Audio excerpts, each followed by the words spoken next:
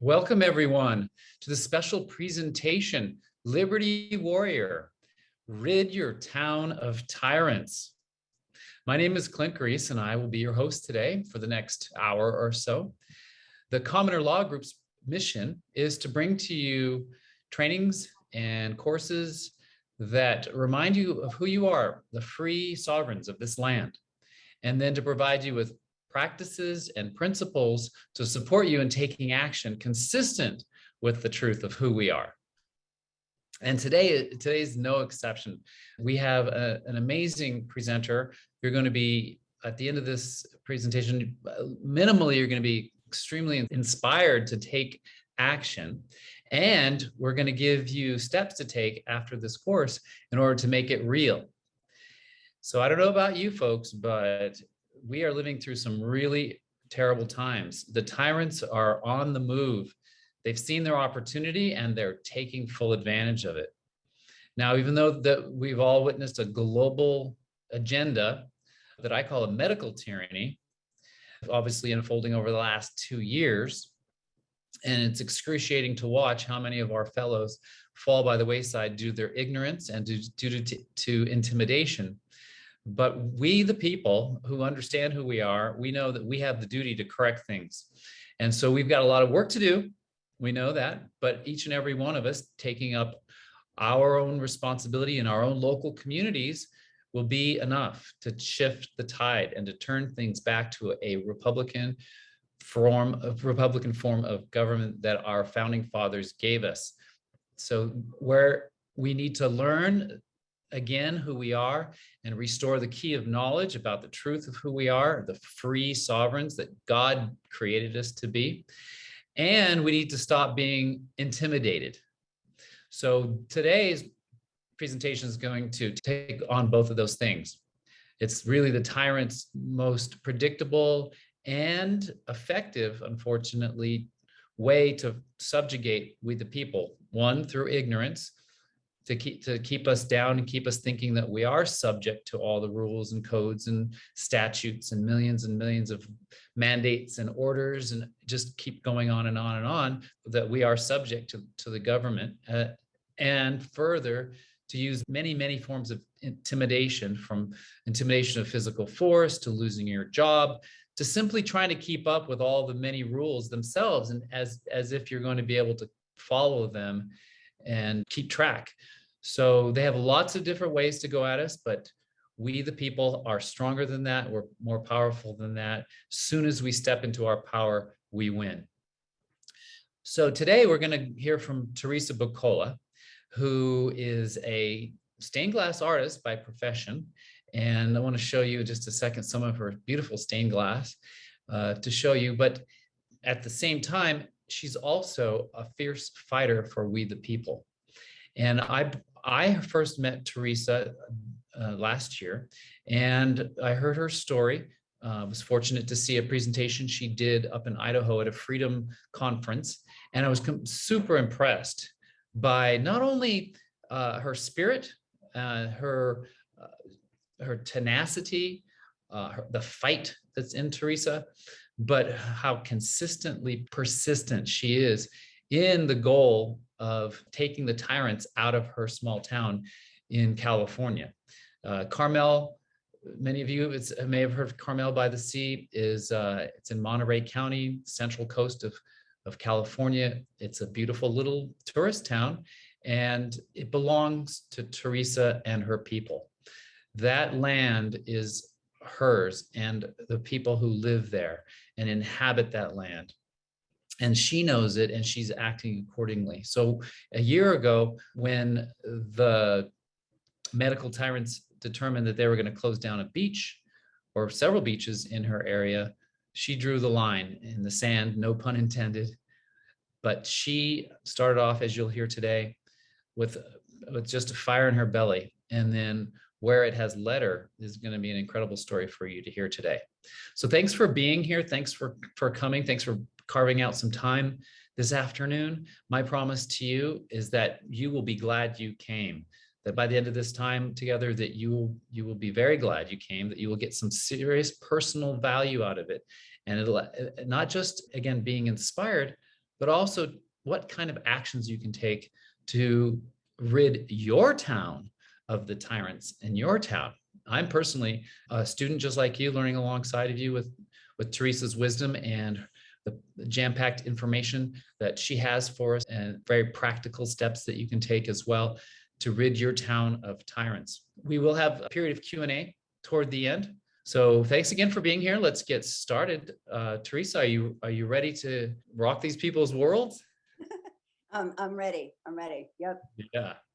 Okay. I'm going to first tell everybody about the resignations / retirements / quits that me and my crack team of tyrant slayers are directly responsible for. So the first one is Gail Pellerin, City Clerk of Santa Cruz, Chief Paul Tomasi, who is now working as a security guard at the aquarium, Britt Everett, City Clerk of Carmel by the Sea, Sheriff Steve Bernal, who is retiring at the ripe old age of 53 after winning 2 elections and his last by a landslide, the Undersheriff John Minu, Chief Terry McManus, the former Capitola Police Department Chief, Judge Lydia Villarreal, pretended to retire only to be found in another town, Clerk Assessor and Clerk Recorder Steve Vagnini, possibly Judge Schatz, who was an Omaha, Nebraska judge, Chief Andy Mills, and Sheriff Bartlett of Boise, Idaho. So first thing that I want to do is show people some of the familiar tunes that tyrants sing on their way out. Okay. So one, after careful consideration and consultation with my family, I've decided the time is right to retire from law enforcement. 2, the only thing permanent in life is change, and it is time for me to make a change.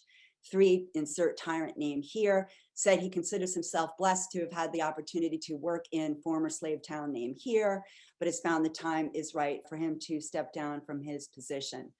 4, name of former slave town here will always hold a special place in my heart, and this decision was made more difficult due to the relationships that have been built in our village. Please accept my resignation.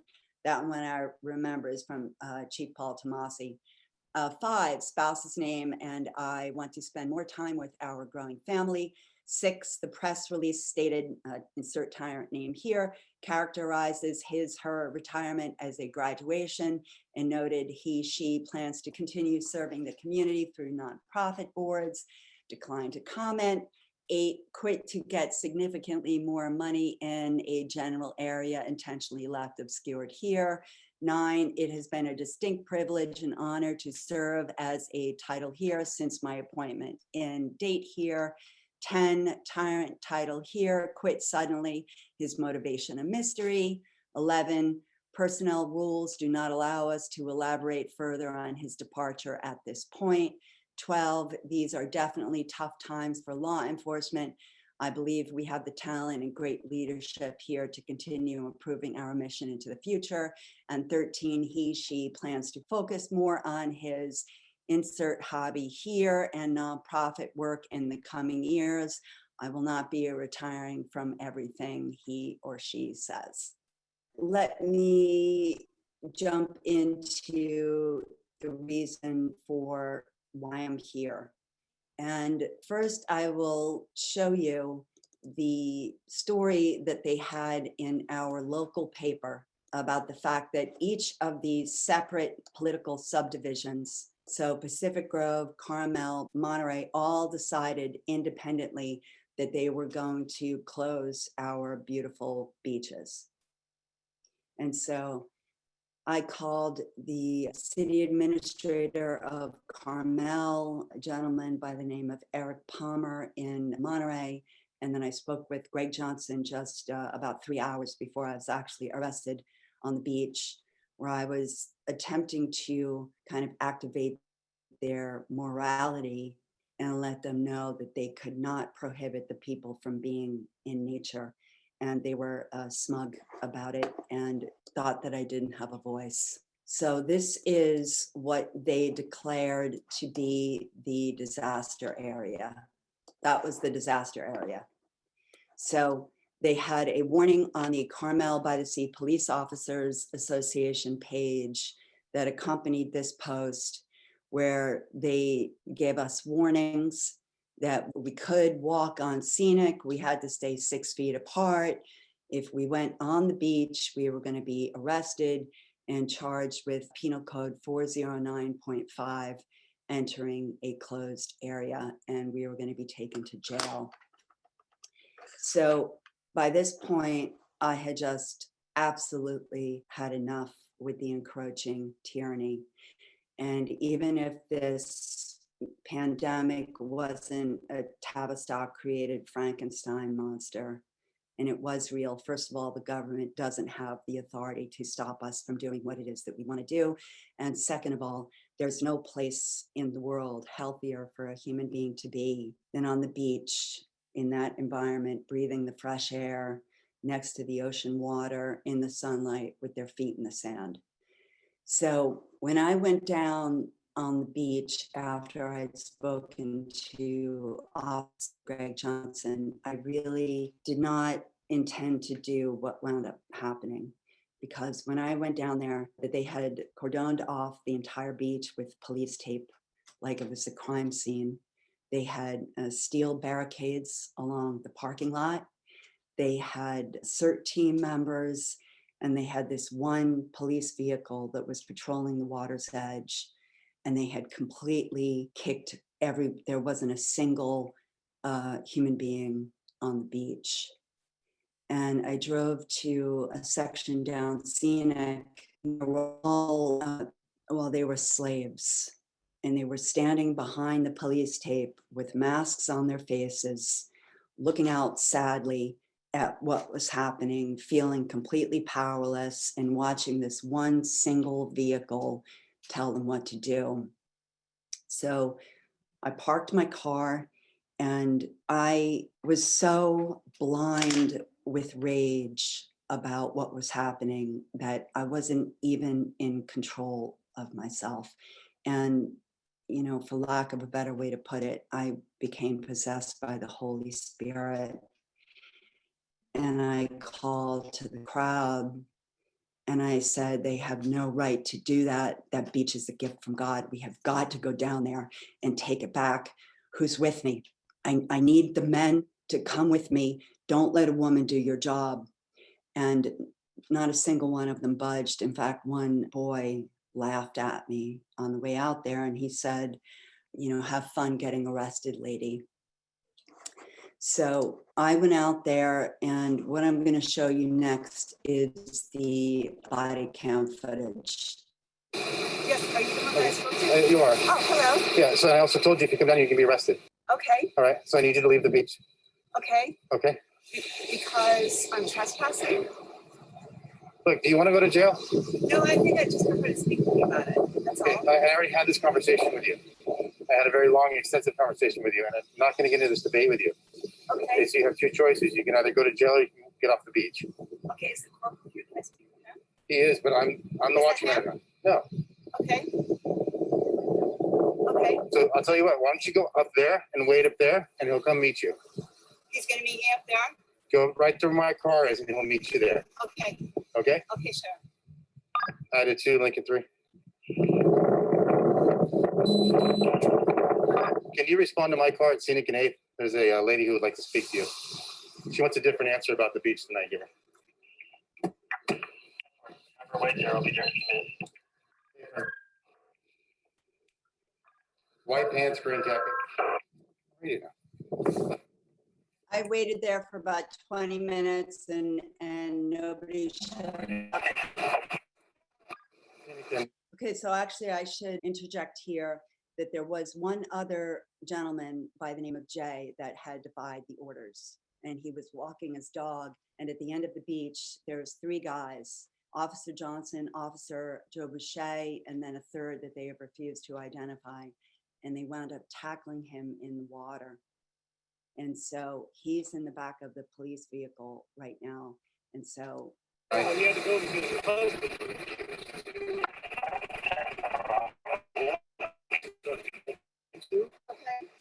they gave him the warning that if he continues, that he would be arrested for 2 particular offenses, right? And he just continued walking. We had no choice. He forced us to go out in the water again.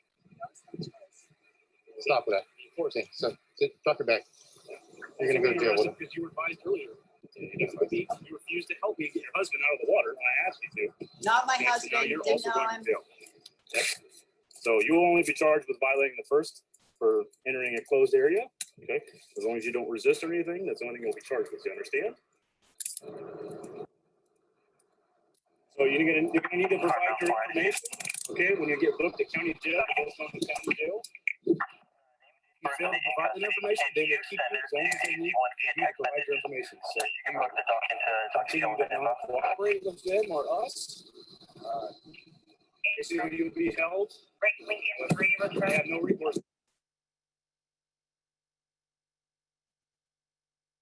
I believe he mutes his body cam here. Consent to Jennifer, a I got another one in search. custody. I do not consent to a search. I have every right. You're violating my Phoenix and 9. rights. It's the other guy's wife. I do not consent to a search.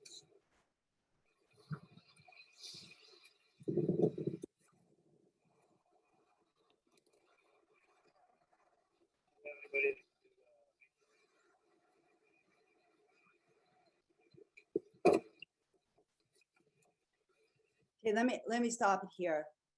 I can't tell you how much it pisses me off watching them just rifle through my belongings like I'm some sort of a slave. You have anything in your coat pocket there?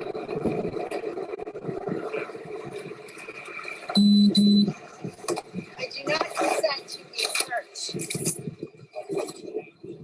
You do have the right to remain silent.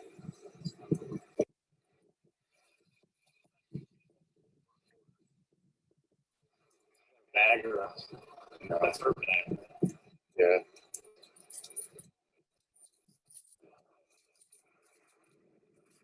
Just taking my money. Now he searches my phone.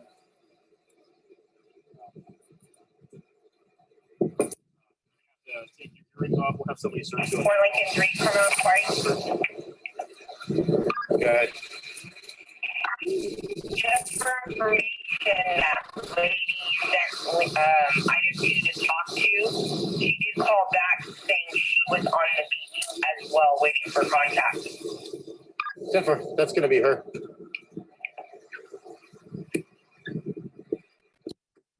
She's the one we have in custody.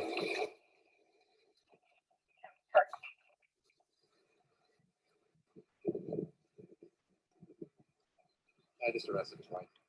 So this is the one that called earlier. Okay, so what wound up happening was that they searched me that time on the beach. They took me to the police department. They searched me again. Then they dragged me out to the sheriff's jail where I was searched for a 3rd time. And I'm going to show you, this is Joseph Boucher, who is the one that took me and Jay out to the jail. I'll show you him just putting out contents of my purse onto his police vehicle. And then he threatens me because I don't want to have my temperature taken. He continues to escalate the threats. He's going to take me over to the hospital. They're going to poke and prod me, hold me down. I won't have a choice. And then they'll be able to take my temperature wherever it is that they want. So I eventually relented because I was really quite terrified of what they were going to do when I was taken over to the hospital. So in between Memorial Day and Labor Day, I didn't really do anything at all. I think I was recovering from this assault. And then I found out in the paper that they were going to be doing it again. So here's the announcement in the, I think it was the Herald, that they just believe that they have the authority to do exactly the same thing. So in Carmel by the sea, the beaches will close from Thursday at midnight until Tuesday morning. Well, I was not having it this time. So 3 of us got together and decided that we were going to submit paperwork. So we had a number of names at the top, and in Monterey County, we delivered them to the mayor, the chief of police, the city administrator, the sheriff, and the health director. Some of them we actually found out where they lived, and we had this notice of violation delivered to them at their homes. We had it delivered on Friday. In essence, it says, we, the people, are your bosses. We have the right to use the parks and beaches at will whenever we want. If you continue to violate our rights, we are going to invoke Title 42, Section 1983. We really want to resolve this peacefully, so we expect to be left alone. So I was not quite sure whether or not I wanted to go back because I didn't know if I was going to be arrested again. And I made the decision to join 11 of my friends on a very Tony Avenue in Carmel, where, because they had, again, completely closed the beach. So they had more police tape, they had 1 police vehicle, and we walked down Ocean Avenue and we announced that COVID was a hoax. We cut the police tape down. There were still more people waiting behind the police tape. It was exactly the same situation. But this time I had arrived with a posse and support. And it was, again, completely deserted. And I want you to notice in this video how deserted the beach is. Did you get our letter? Did you guys get our letter? I hope you got our letter. He's in a hurry to go somewhere. As soon as we arrived, that 1 police vehicle obviously took off, never to return. And that what wound up happening was that we actually opened the beach. So I'm going to show you the video of that, which was really, it was an amazing experience. As long as you can get our face. Go ahead. 3, 2, 1. Okay, hey there, everybody. So I'm not sure if you heard or not, people were pretty angry about this, that city officials believe that they have the authority to prohibit children of God from accessing nature or Carmel Beach. And I got arrested for it a couple months ago, right in this spot. And I decided, I wasn't sure whether or not I was going to come and help my friends today. And I'm really glad that I did. I made the decision to come and join them. So we served 5 Monterey County officials with a notice violation on Friday, in addition to the corresponding officials in Santa Cruz. And we let them know that if they attempt to deprive us of our rights, we are going to hold them personally liable. So I was willing to get arrested again if that's what it took to exercise my rights. This is not a demonstration. And we came down here to the beach. We pulled all the police tape down, and we were told by one of the spectators that the police were waiting for us to show up, and then the beach was going to be open. And so if you want to have a look and see. Show all the people. So see what's happening. See the power that we have. Government and their authority is a fraud. We have to start pulling back these layers of deception because this is what we're allowed to do. And it's a really beautiful thing. Right. Yeah. So there's a new paradigm happening, my friends. And the paradigm is called self-ownership. You own this flesh and blood, whether you believe in God or nature, it is yours. And you can do whatever you want as long as you don't harm another person or their property and don't defraud people. My friends, it's the new future. Government authority is illegitimate, just like the king and the queen. Nobody respects the king or the queen authority longer. Same way, the governor, the mayor, the county supervisor. I'm sorry if you guys are watching this and you guys have been deceived by the state school system. I was too. My family works for the public school system and government. We've all been lied to. The truth is that you're a sovereign human on the earth, and you can do as you wish. Just don't harm another person or their property. My friends, it's a global awakening. It's not just in Carmel. It's just on Santa Cruz. It's not in New Hampshire, Arizona. It is global. And the sooner we all say no and stop participating in all slavery, the sooner it goes away. There's no voting that needs to happen. There's no politicians or things we have to destroy. What actually has to happen, we have to deprogramming the belief in authority. Nobody has a higher authority over your body or my body than you and me respectively. And this is the future. I got so much respect for Teresa and the people who participated. There's maybe 10, 15 of us, but you can see there's hundreds of people. They're waiting for us. Yeah, look at what's happening. Dozens of people coming, waiting for you to be the visionary in your community and say no. You don't have to bring the guns. You don't have to bring the violence. Say no. You draw the line in the sand and say, are you going to kidnap me? Then kidnap me. Are you going to extort me? I'm not going to participate. I got a Fifth Amendment right to stay silent. And this is what's happening. It's going global. It's going local. And you're witnessing it. It's so exciting. It's so fun. And I think it's really important that we. Okay, so you guys, I want to stop here because we have a lot of ground to cover, but what we showed you in the video was that after we arrived, the beach was completely packed, and we were watching, and you can still see in that screenshot that people started pouring through the police tape where we had cut it down. And I've had people tell me numerous times since then that it was one of the best days of their lives. There was really only one woman in 450,000 people in my county that would not put up with their BS. And this is what we were able to do with a single sheet of paper. Now, I know those guys didn't do it out of the kindness of their hearts, because I gave them that opportunity verbally over the phone. It had to come with a notice of violation. So let me show you the guy that got arrested. This is what they did to Jay, the guy that was in the police vehicle with me, soaking wet, where there was a pool of water that sloshed back and forth in the vehicle when we went around the turns. So what Jay did was, despite my repeated attempts to get him to stand up and fight for his dignity, he hired an attorney. The attorney convinced him to plead no contest, which is guilty in the eyes of the court.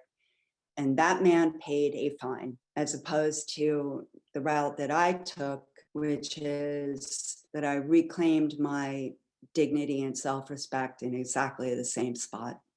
And then I want to show you just a little example of how the police whined afterwards because we made them stand down. And Chief Paul Tomasi said we took an incredible amount of verbal abuse, both on the streets, and they grabbed our cell phones. And that's what I've been seeing happens, is that when you turn the tables and you show them who's boss, which is we the people, they start to claim that they're the victim. Then let me show you about another video. A friend of mine and I went to the Capitola Police Department because actually David, the gentleman that you just saw with me on the beach, he got arrested for being in the post office without a mask. So my friend and I showed up at the police department the following day, and I read off Title 42 over the bullhorn.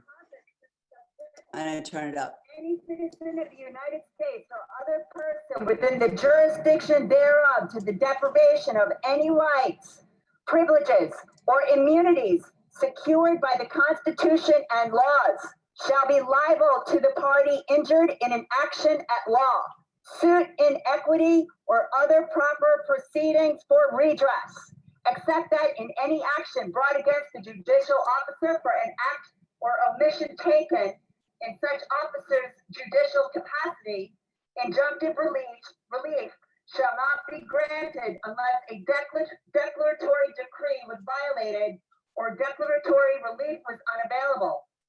For the purposes of this section, any act of Congress applicable exclusively to the District of Columbia shall be considered to be a statute of the District of Columbia.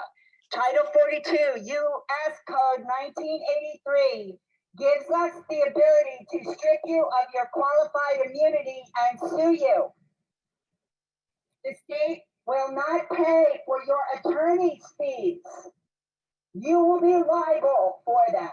We are well educated, intelligent, very angry sick and tired of having our rights violated by you under color of law. We are putting our foot down. Enough is enough. Okay, so a friend of mine was able to get an appointment with Chief Terry McManus very quickly afterwards. The intention for the meeting was to get McManus to realign his department with morality. It's called Red Line. And to the disappointment of my friend, Chief McManus was less concerned about being brought back to God so much as he was losing his pension and getting sued. And he had claimed that he was going to retire within 2 years, and he basically wanted us to leave us alone, only to find out that 6 months later, he announced his retirement and he is already gone. So moving back to my story, what wound up happening was that I returned to the police department on February 26th in an attempt to get the body cam footage of the first unlawful imprisonment on the beach.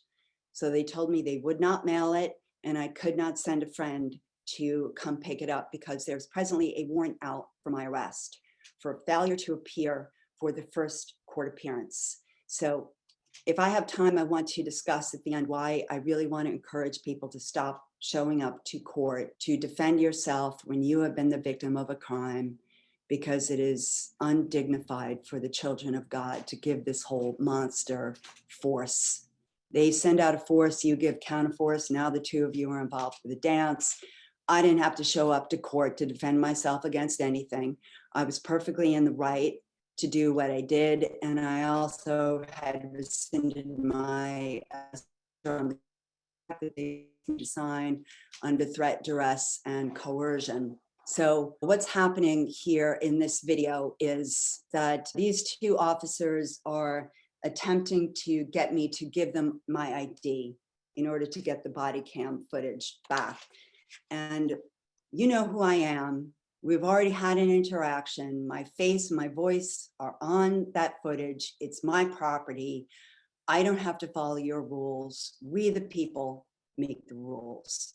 So I will show you what winds up happening afterwards when they raise the issue of the If you warrant. don't want the documents, that's fine. You don't have to, whatever, okay? There is another matter that we have to deal with, so you have an outstanding warrant for your arrest. Where's the warrant? So we'll get a copy of it. So what we'll do is we'll, as a gesture, okay, we're gonna just cite you out on your warrant. When we do the report. Have you seen the warrant? Yes. Where is it? You can't have a copy of it. No. Why not? You're asking me. You're law enforcement. Why else would we know there's a warrant if we hadn't seen it? Don't you understand the law? You're supposed to have Absolutely. an original of the warrant in your hand with a wet ink signature from the judge. Where is it? Really? You want me to supply the penal code? So That shows that you are supposed to, oh no, it can't. Oh no, it can't. can. Do you want to see the warrant? So do you want to, or do you want me to cite you out? Which one? You are not going to do either, because I'll tell you right Okay, go now. ahead and run. Hey, Okay, you guys, If you deprive me of my liberty, take your hands off her. you are agreeing. hey, you guys need to take your hands off of her right now. You're depriving her of her rights. If you deprive me of my liberty, I am going to sue you. Carmel $10 million. This is the Carmel police. This is, you are unnecessary. Oh my. Hey, You guys are unnecessary. Unbelievable. You're unbelievable. Stop touching. You're unbelievable. Unbelievable. You are depriving people of their rights. You have no right to do any of this crap. You don't tell me. You don't tell me. Who are you? You're a servant. You were always, what's your name? Maldonado G216. You are criminal. You have now kidnapped this lady. Get your hands off of her. You're going to be arrested now. You are not going to be arrested now. How dare you touch anybody? You are 195 J. Boucher. Boucher. You are committing a felony, arresting me on. This is an unpermitted warrant. It was not signed by a judge, and you know it. Get your hands off of her. You will be served. You're insane. Who is this officer? What is your name and badge number? You thugs. What's your name and badge number, sir? Don't touch any of our things. What's your name and badge number? I'm gonna own this police department. Oh yeah, you are. What a bunch of thugs. Wow. Culprit. Unbelievable. Unbelievable. And Sue-Ann. You guys are thugs. You're criminals. You gotta back up with that. I have no problem if you film, but just back up. Why? You're awful. You back up. You're the criminal. Who's got her number? You're the criminal. It's in the phone. Wow. I think it's 208-948-4567. Do you have her phone? I do. Do you have her phone? You are not permitted to arrest me on a defective warrant. This is coming out of your own money. You know that, right? You guys have no idea what you're doing. You just violated your oath. You violated your oath. You just served. You arrested somebody. Where's the warrant? Show it. Do you have it in your possession? Do you have it in your possession? You do not. You illegally arrested her for nothing. Wow. Wow. Where is the warrant? Where's the signed warrant? Where is it? Where is it? Where's the signed warrant? Where is it? Where's the signed warrant? Where is it? Where is it? You guys are violating liberty and rights. You're a criminal. Okay, so I could go into a whole thing about warrants here, but I won't. I was never shown the warrant. It's got just an infinite amount of defects. And what I'm saying on the ground is you can't arrest me on a defective warrant. It's felony kidnapping. And I also warned them in advance that they were imposters because they did not have the proper oath to office as is required in Article 20, Section 3. So I was fairly traumatized after that attack, and I didn't do very much for a couple of months. And then when I emerged, I really went on the war path. And I started reading their policy manual, that is your friend. The police department, sheriff's department policy manuals are your friends. The city's whistleblower policies, get copies of their city charter, get copies of their articles of incorporation, because you're gonna find all sorts of jewels that you can use in your paperwork against them.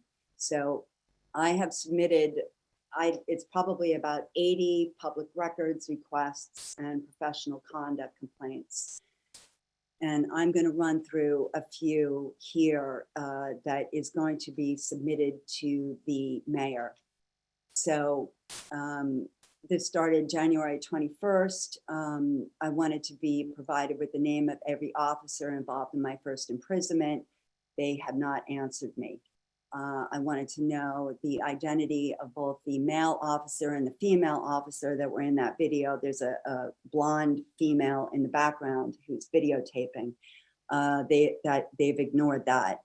I wanted a copy of their disciplinary policies and procedures for the Carmel Police Department and the general booking procedures. They have ignored that. August 10th, I submitted a request for, because what they wound up telling me was that the video surveillance footage from the beach arrest had already been deleted by January. But if you go into their policy manual, 377.5, storage and retention of media, they are required to maintain it for a minimum of 1 year. And so I think I sent a professional conduct complaint, or it was just back and forth with the city attorney. On August 27th, I did a public request to Chief Paul Tomasi that I wanted Officer Greg Johnson to cite the law that said that I could not hold over a particular amount of tear gas. And when I heard back from the city attorney, he said the penal code, this is the city attorney that Carmel by the Sea has hired tried to convince me, or he may have been convinced himself, that code is law, code is not law. So he back which is the law, and then he wound up copying and pasting a different penal code that I was not charged for at all, making a complete blunder. August 28th, I sent a professional conduct complaint to the city administrator because Chief Paul Tomasi had not allowed my associates to come pick up all of the effects that had been stolen from me in both of those attacks. August 31st, I sent a professional conduct complaint to Chip Rarig, letting him know that Chief Paul Tomasi was ignoring one of my public records requests, that I wanted the names of all the CERT team members that were on the beach that day. September 8th, I submitted another request to Chief Paul Tomasi. In our penal code 832.7 in California, you are allowed, even in a public records request, to get 4 things: whether or not the officer has been charged rightfully with sexual harassment by a member of the public, if he has discharged his firearm, if he has falsified a police report, or he has been involved in an incident that is called great bodily harm or death. I've submitted a number of follow-ups to that. They've ignored that. September 8th, I sent another public records request because I wanted to know which questions the city attorney claimed that they weren't going to answer. That was ignored. September 8th, I discovered that neither of the police reports had been signed. They're required to be signed by the officer on duty. That's been ignored. September 21st, I wanted all of the emails, internal communications, text messages, photos, correspondence as they pertain to the unlawful imprisonment on the beach closure, and sent another request to the city manager. These were ignored. There is actually case law in California at City of San Jose versus Superior Court, and it was the 2017 Supreme Court ruling that says that we do indeed have the right to see all emails sent to and from the government server, as well as any text messages and photos as they pertain to the people's business taken on a private cell phone. September 23rd, I sent a request to Chief Paul Tomasi that I wanted to know 6254F, and he claimed, Chief Paul Tomasi, that it wasn't a real request. There is another one in here where I submitted a professional conduct complaint because Officer Greg Johnson recommended on his police report that I be charged with possession of tear gas activity, possession of a tear gas weapon. However, what I had was bear mace, and there is a very important distinction between bear mace and tear gas. Tear gas, the active ingredient, is a long man-made chemical. In bear mace, it's pepper or nutmeg, capsicum. And so, officer, that smug public servant on the beach that told me that I had the right to remain silent, recommended on his unsigned police report that I be charged with possession of a weapon that I did not possess. So I submitted a professional conduct complaint. I haven't heard back. And this just goes on and on and on. And somewhere in here, I found out that Chief Paul Tomasi had been forced to resign, and he's now a security guard at the aquarium. It's like, because that's the amount of power that we have when we stand up to bullies. So I'll also show you his resignation letter, where he claims that he is retiring from law enforcement. And then here is an announcement in the paper that they are still looking for the next chief of police. So they have Brian Euler. He's going to come up in a couple of minutes. I'll tell you about some of the interactions that I've had with him. I have also been the city clerk in City Hall because she has stubbornly refused to disclose signatures. She conceals documents, she mutilates them, she's signing people in under an incomplete oath. They are required in California to comply with Article 20, Section 3. I sent a lawful notification to her on May 23rd. I followed up with a courtesy notice on June 24th. And I only just discovered this was, I believe, the first time that they put this in the Carmel Pine Cone that the city clerk had also quit. It was October 1st. And here is her resignation letter. So the courtesy notice came June 24th, August 8th. She was also out of there. So I'm up to 3. I'm up to 3 resignations. And then I want to talk a little bit about public records requests, because this is kind of my forte, because these guys have, a lot of them, most of them, not all of them, are just idiot paper pushers. And they have no idea the amount of crimes that they're committing and violations that they're committing. And so I had my car stolen by the sheriff's department because of expired tags. So if you decide to go ahead and pay for the course, I'm going to dedicate at least an hour where I really want to go through this with a fine-tooth comb for people to show you that it's a theft scheme. It's an illegal tow scheme. And so I sent probably 25 or 30 public records requests to John Minu. And in one of them, I said, can you please let me know? I said, can you let me know what the name of the public servant is that mailed the notice of stored vehicle?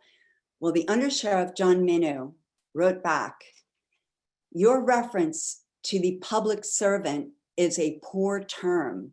Servant is akin to servitude, which is a synonym for slavery. So this is a clear indication of how far we have strayed from their duties while they are on the job. He thinks that the term public servant is offensive. That is quite offensive. There are no servants at the sheriff's office. We have a number of public employees who serve the community to provide public safety services with willingness and with pride. If you are asking which public employee mailed the letter, I will attempt to determine if we have a record of who mailed the letter. If you are asking about servants, we don't have any person here that fits such a discriminatory definition. So I took a while to write back to him. And if memory serves me correctly, he was still pretty cavalier in his responses, as though I didn't have any fangs. So he would write back, no responsive records, no responsive records, no responsive records. And so what I did was I got a copy of all, and not all the salaries. I think this is missing the court. This is an Excel spreadsheet. It's about 3,000 lines long of the salaries for everyone in the county. So I wrote back to him, hi, John. Thanks for letting me know how you feel. I would like to address this by citing the definition from both Merriam's and dictionary.com. Public servant, a government official or employee. And these are the figures for your income for, I believe, 2020, line by line. The term slavery can only be applied to those that are forced under threat of violence to give away their labor. A man that has accepted a position that caps out at over $350,000 a year at the expense of the people you're supposed to be protecting would hardly be a term one could use interchangeably with slavery. I did not use that term in order to offend, but rather to use the tool of language to return the people to their status as the principals in all dealings with the government, and to remind those employed in the sheriff's department of their positions when dealing with the people. I've attached the tool of an org chart for Monterey County as a visual display of our positions. So I've gotten 2 org charts, one for Monterey County, one for Carmel, and the people are inevitably always at the top of this org chart because we are the bosses. And so, you know, referring to the email that I sent, I never heard back from him. And I'm assuming that that must have not been an easy email for him to read, because with grace and cordially, I put him back in his place. So that's one of the things I want to teach people how to do working with Clint, the way that, you know, some of my great teachers have, is to use the power of language and research and knowledge of thyself to return us to the principles in all dealings with the government. So I'm going to briefly show you the conditional acceptance that I sent to. So what I did was I sent an affidavit of formal complaint to the sheriff reporting the theft of the car and demanding that they conduct an internal investigation. Well, they did. They investigated themselves and found that they did nothing wrong. So this is what the document that I'm about to show you is probably 4 months worth of hard work and research, where I really went into the vehicle codes. I went through their towing policy manual in the sheriff's department. And these are just a few of the highlights of the things that they did wrong when they stole my car. So I'm not going to read them all. I'm just going to tell you about them. But this is the conditional acceptance. So this is my offer to Daryl Simpson to explain himself as to how he could reach that conclusion. So the first one was that they were supposed to have given me 24 hours notice, according to their own policy, number 510.2 on storage and impounds, that they were to have left the notice on my car. Number 2, Deputy Michael Fritchie wrote on the notice of stored vehicle, he cited a particular vehicle code, which he believed gave him the authority to take the car, to steal the car. And he said that there were signs posted in the parking lot. The signs posted in the parking lot had to do with an altogether different vehicle code, giving only the owners of the off-street parking facility the authority to tow the car. Number 5, the notice of stored vehicle is a critical document when you have your car towed by law enforcement. They didn't know who mailed it, and they didn't know what date it was mailed. I only have 10 days from the date on the notice of the stored vehicle to request a storage hearing, and they don't know who mailed it and when it was mailed. Number 6, I got 2 contradictory answers about where the original of the notice of stored vehicle was. John Minow claimed that I was mailed the only copy. Daryl Simpson, the one that conducted the internal investigation, claimed that they had the original. So I called them on it. They claimed that I could not have all the internal correspondence as that related to the theft of the car because it was unreasonable, overly broad, unduly burdensome, but that contradicts the California Supreme Court ruling that I cited earlier. One thing I really love to do in my documents and the public records requests is to cite their own words back to them, their mission statements. Remind them of the reason for why they took the job in the first place, which was to become heroes. And really, you know, what we want to do is sort of, you know, spark that divinity within so that they can, you know, over time or sometimes quickly when you have to administer harsh discipline.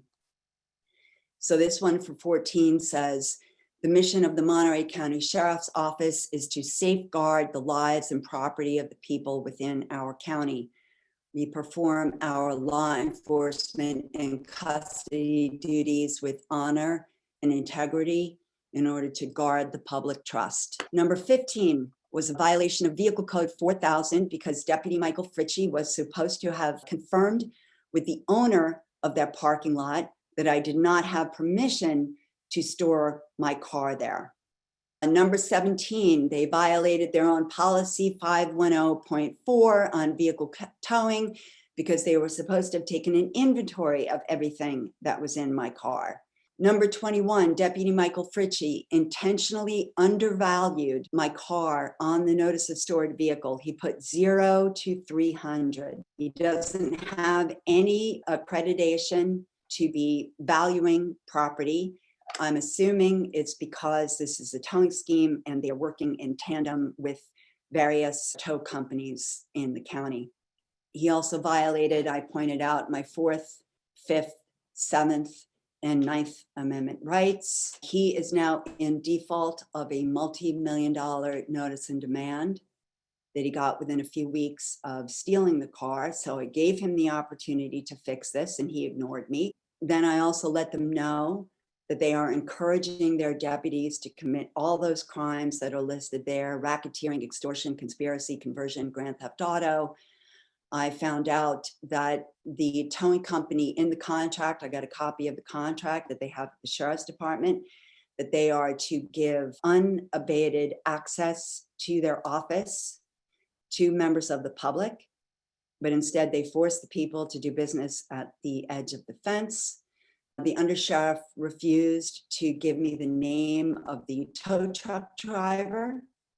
He said I had to find out who it was, even though it says in the contract that they have with the Sheriff's Department that they are to provide a current list of drivers to the county upon implementation of this agreement, and that they are to notify the contractor of any changes in drivers. So I know that they had it. So what wound up happening, it was, I think, approximately 2 weeks after the thief got a notice of estoppel. So I went through the entire documentation process: notice and demand, courtesy notice, notice of default, notice of estoppel.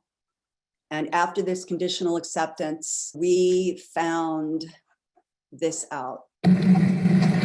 Hi, today I announce that I will be retiring as Sheriff of Monterey County effective December 31st of 2022, which is the end of my term for Sheriff. For the last 22 years, I've been blessed to work in the finest county where I grew up. Along the way, I have worked with some of the most dedicated, talented, and hardworking professionals who have made a difference in our great county. It has been an honor and a privilege serving as your sheriff over the past 7 years, and a responsibility that I have taken very seriously. I appreciate and am very grateful for the community support that we have received over the years. This decision was not an easy decision for me to make. Prior to my law enforcement career, I spent 13 years in the crop dusting business. Now it's time for Leslie and I to focus on our growing family. For the next 14 and a half months, I will continue working hard to make sure that we are providing the best law enforcement services. We have done a great job with succession planning, and I am confident that we have great leadership here to continue improving our mission into the future. Okay, so am I directly responsible for that resignation? Not sure. I'm going to find out. The timing is suspect. Also, we found out that, like I said earlier in the presentation, that the undersheriff, John Minu, is not going to be taking his job. So he could make $125,000 a year more if he filled his shoes, but he is also leaving and he declined to comment. So it's possible that they uncovered a multi-million-dollar towing scheme. And this is in addition to all of the other paperwork that I've been serving to them, including lawful notifications, courtesy notices, calling them on their illegitimate oaths to office and various other things. So let me show you. This one was a good friend of mine. This woman had been in that position for 27 years. My friend called her and said, did you know that the oaths to office that you are swearing people in under are illegitimate and that you're actually committing crimes? And she was pretty snotty to him and rude, and I think she hung up on him. And we believe, if we remember correctly, that 1 week later, she resigned with nowhere else to go. This woman was absolute tyrant, was absolutely terrorizing a friend of mine that had a small coffee shop. And he'd had it for years, he and his wife, and all they wanted to do was to make people cappuccinos and serve them fruit bowls. And these guys relentlessly pursued him like demons from hell. They had his power shut off because he wasn't forcing people to wear masks. He went out and he bought a generator, and Marla Anderson, tyrant judge, signed a warrant to have, I think it was the SWAT team, steal his generator and then file a restraining order against him to not allow him to come within 100 yards of his own business. So he faced off against the prior judge, Lydia Villarreal, who was really a horror. And she had just renewed her oath to office that I had gotten a copy for him on June 4th, 2021. He faced off against her in court, I believe it was the end of January. He called her on things like, is this a court of record? Are you a constitutional judge? Your oath is out of compliance with Article 20, Section 3. I have a copy of the district attorney's right here, what it is supposed to look like. He submitted a copy of the district attorney's oath to office into record. 2 weeks later, she ran out of Dodge like her ass was on fire. She had just renewed her oath. It was 4 to 5 weeks later, and she was gone.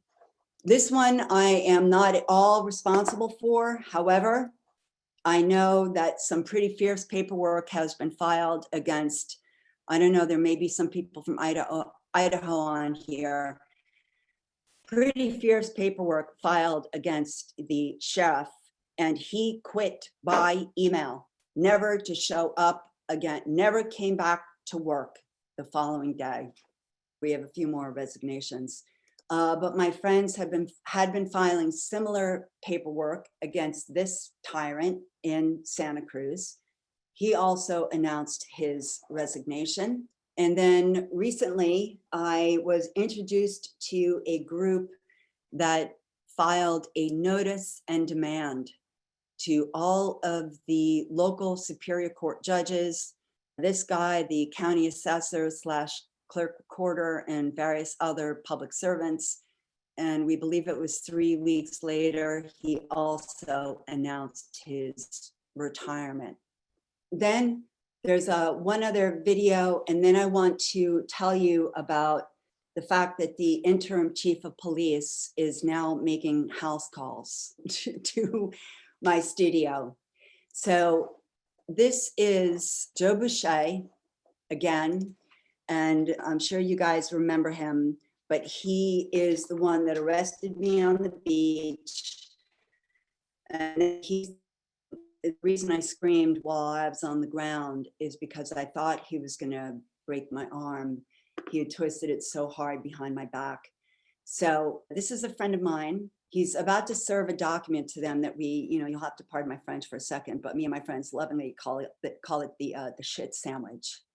So this is Joe Boucher hemming and hawing and coming up with every possible excuse that he can.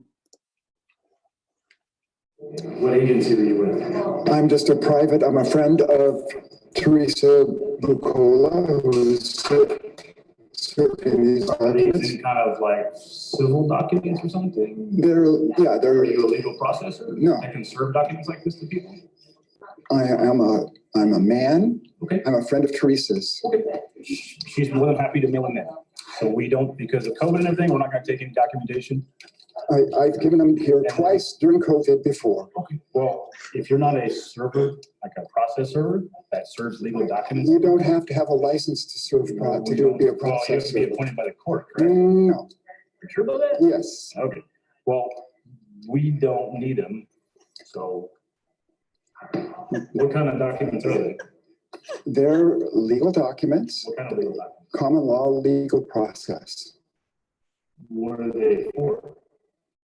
They're for various things. Teresa did them all. I'm just her friend. Have a company serve them. No, that's not true. That's not true. I've served them here myself personally twice before. I've served them to the Carmel Sheriff, to the Santa Clara County Sheriff. What kind of documents are there? Because I can't take them unless the city attorney takes them. If you want to go to the city and serve No, the city attorney, we've been told that before. That's not correct. okay, but I work for the city. Yes. And I know the city attorney doesn't want me to accept any documents that have to do with any kind of civil matters or civil suits. This I is can't accept them if they're because of the civil suit, because I'm not. It's not a suit. They're legal processes. They're notices. Notices of what? Various different notices. Okay, well, without knowing what they are, I can't accept them. If they're legal process notices, that has to go to the city. That we can't. Then why have they accepted them here twice before? Well, I'm not going to. From me and previously from other people as well. They need to go to the city attorney. That's not true. We've been told that. You know, we were told by the sheriff's department in Salinas that we needed to go to the city attorney, the county legal, Okay. and then we talked to another person, and it turned out not to be true. Or the person that you talked to. To the secretary in the sheriff's Well, this is not the reception. sheriff's department. We represent the city of Carmel.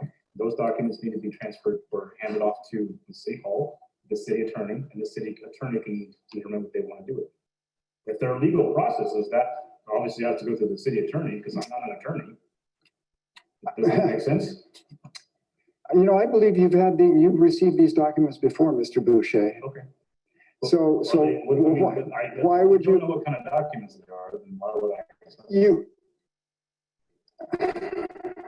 You don't have to know what a document is. You don't have to know. From my point of view, You don't. If somebody was coming up to you and giving you documents and you had no idea what they were for, would you accept them? That's a fair question. Would you accept them? Without legal representation? Probably I would, yes. No, you wouldn't. By the look in your face, you wouldn't accept them. So why would I accept those if that has some type of legal ramifications if I accept them? I suggest that you take those to the city attorney. Okay. So everything is clear. You know, Everything is by the you may be liable personally for not accepting these documents because you were concerned with these documents. Okay. They have to be through a civil. You've received these documents before. You're aware of what they are. I've never received those. Yeah, you have. I have copies of notices that. It's hard to take them to the city attorney and let the city attorney look at it. I hear what you're saying, but I'm telling you, you may be liable. Okay. Okay, so I love the fact that that big bully is frightened of paperwork. He's coming up with all sorts of excuses, and then this is when he actually gets served.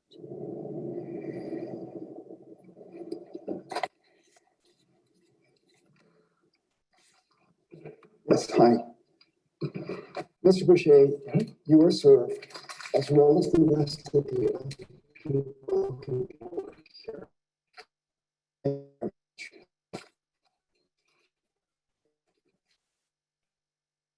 Okay, so nothing you can do about it. I did warn you.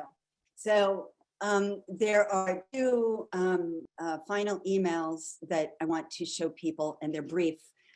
So the chief of police, Brian Euler, now has his job really because of the work that I've been doing.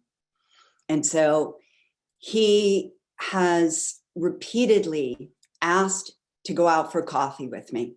I mean, it's got to be 5 or 7 times. Can you go out for coffee? I really want to talk with you. It'd be great to meet face to face. Let's discuss policing. And I have been ignoring him. So I want to first show you the email that I got from Chief Paul Tomasi back in January before I figured out who I was and how to assert my rights, and the remarkable difference in tone. So good morning, Ms. Bacola. This is an active investigation. Please know that our staff has repeatedly tried to help you when you call, but are equally frustrated, feeling you are unwilling to listen to their help. I recorded all of the calls. This is propaganda. I was cordial. They knew I was recording them. Their complaint is you argue and verbally berate them if you are provided a response you don't want to hear. We pride ourselves on our service, but I cannot allow you to continue to badger my staff while they are trying to help. I have instructed my staff to transfer all non-emergency calls for service from you to my voicemail if they determine you are being verbally abusive and preventing them from responding to other calls, including our 911. This man has and had and presently has a house bought on the hard work of the people.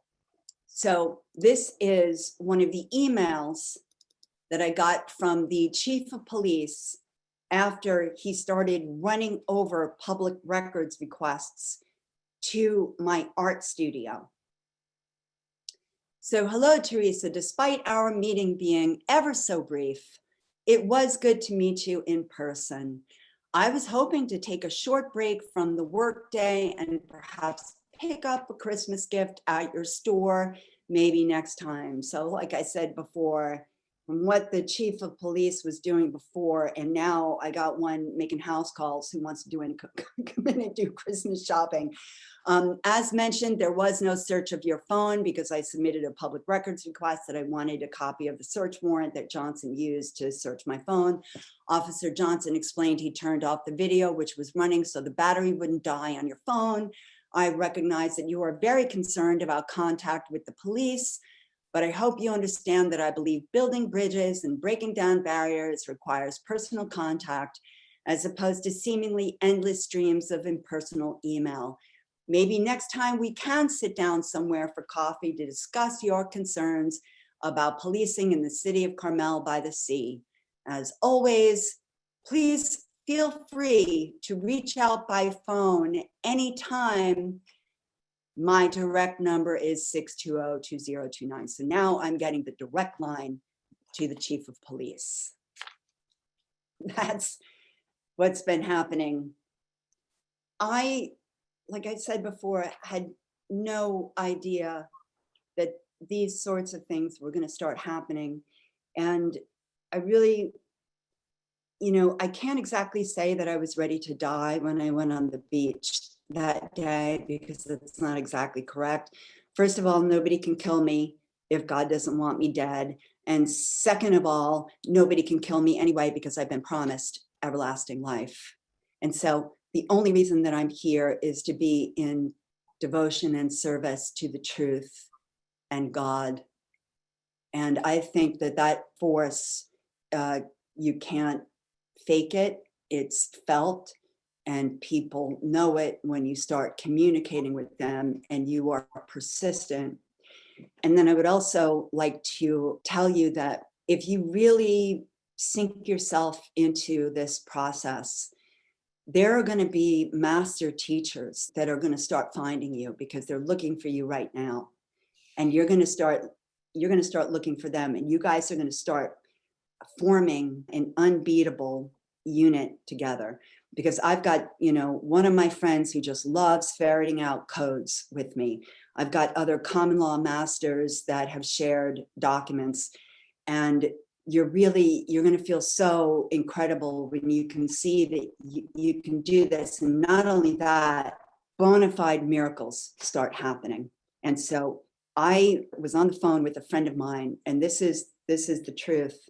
I said to him on Sunday, we should really focus in our attention on Chief Paul Tomasi resigning. And we found out the following day, it was in the paper that he was resigning. I said to my friend, I think it was on a Tuesday, we should really focus in on the undersheriff of Monterey County resigning. And we found out the following day that the sheriff and the undersheriff were resigning. And then this is the final story, and you're going to have to take the course if you want to hear the rest of it. I went to a fundraiser recently and wound up walking into and meeting the deputy district attorney that filed charges on me and has terrorized me for the past year and a half. And he claimed in his big speech to all the mucky mucks of Monterey County that he is only about truth and justice, and he protects the innocent, and the people in this county have lost their power, and he wants to return them to that power. And he only takes on a case because he prays to God for guidance. And I utterly humiliated him at that party and traumatized him. And it was his big moment. And God, that was a divine orchestration. And these sorts of things start happening around you all the time. And that's the reason that Clint and I wanted to bring this message to you, is to start doing the same so that we can reclaim our power. Amen. Amen. It's a miracle that we met. And ever since we started designing this together, it's been absolutely clear that who's directing us.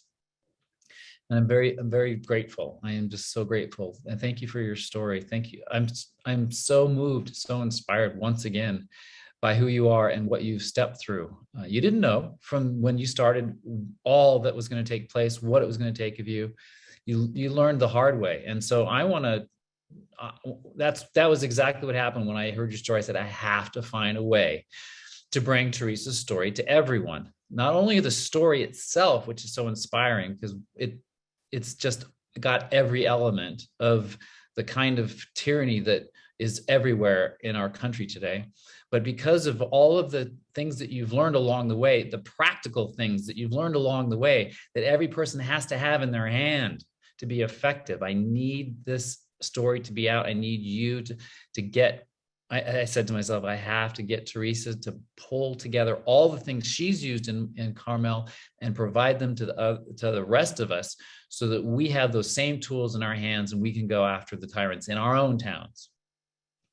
You know what, Clint, there's actually one really important thing that I forgot to tell people about, which I want to teach you in the course, which is that in the public records request in the documents, basically what you do is that you use knowledge and the power of the pen to corner them.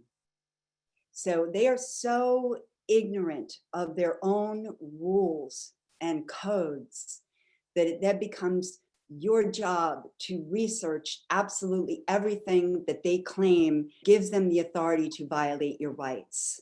So they tell you that they're not going to give you this, you'll find the case law for that. They tell you they're not going to give you this, and you'll find the case law for that. Or you'll go into their codes, and so you basically back them into a corner, so much so that they start becoming fearful of you, just because you're using your mind, and they're going to get even closer to freedom, or they're going to get out of Dodge. Yeah, absolutely. They are vulnerable. Because of their arrogance is because we, the people, have been asleep for so long. They've been able to get away with so much for so long. They're happy to bring down any number of rules and codes and mandates that they can find to put you into check and try to shut you down and make you comply. But when it comes to following their own rules, they don't want to do that. And they don't even realize how many rules and codes are on the books that we, the people, have actually to hold them accountable and to turn the table on the tyrants is exactly what Teresa has done. And also because of the fact that these are public servants, well, let's just put it this way, they're not public servants, they're bureaucrats, they're government bureaucrats. And it's a kind of a creature unto itself. And when they're fat and lazy and getting away with all their schemes and money making in their back pocket and all that stuff, and no one's looking, and for so long they get away with it, they get cocky and they get sloppy. And then someone like Teresa comes along and starts holding their feet to the fire. They're not used to that. And they have to do their own personal self-serving calculation. And they start to realize it's not worth it for them to stick around any longer. They want to take their ill-gotten gain that they've gotten for many years being in office and get out of Dodge. Or they'll find a job in another county. You're going to find that they're more vulnerable than you think. And by just putting the pressure on them is going to send a lot of them packing. And worse, for them is that other people aren't going to want their job because they know that people like Teresa are going to, and you are going to follow up right afterwards, put them on notice and hold them accountable in the same way. So then guess what? Your town gets cleaned up. You are responsible. You are duty bound. You are now the one who can say that you cleaned up your town by ridding your town of these tyrants. Well, you know, it was the audacity that they thought that they could stop us from being in the parks and on the beach.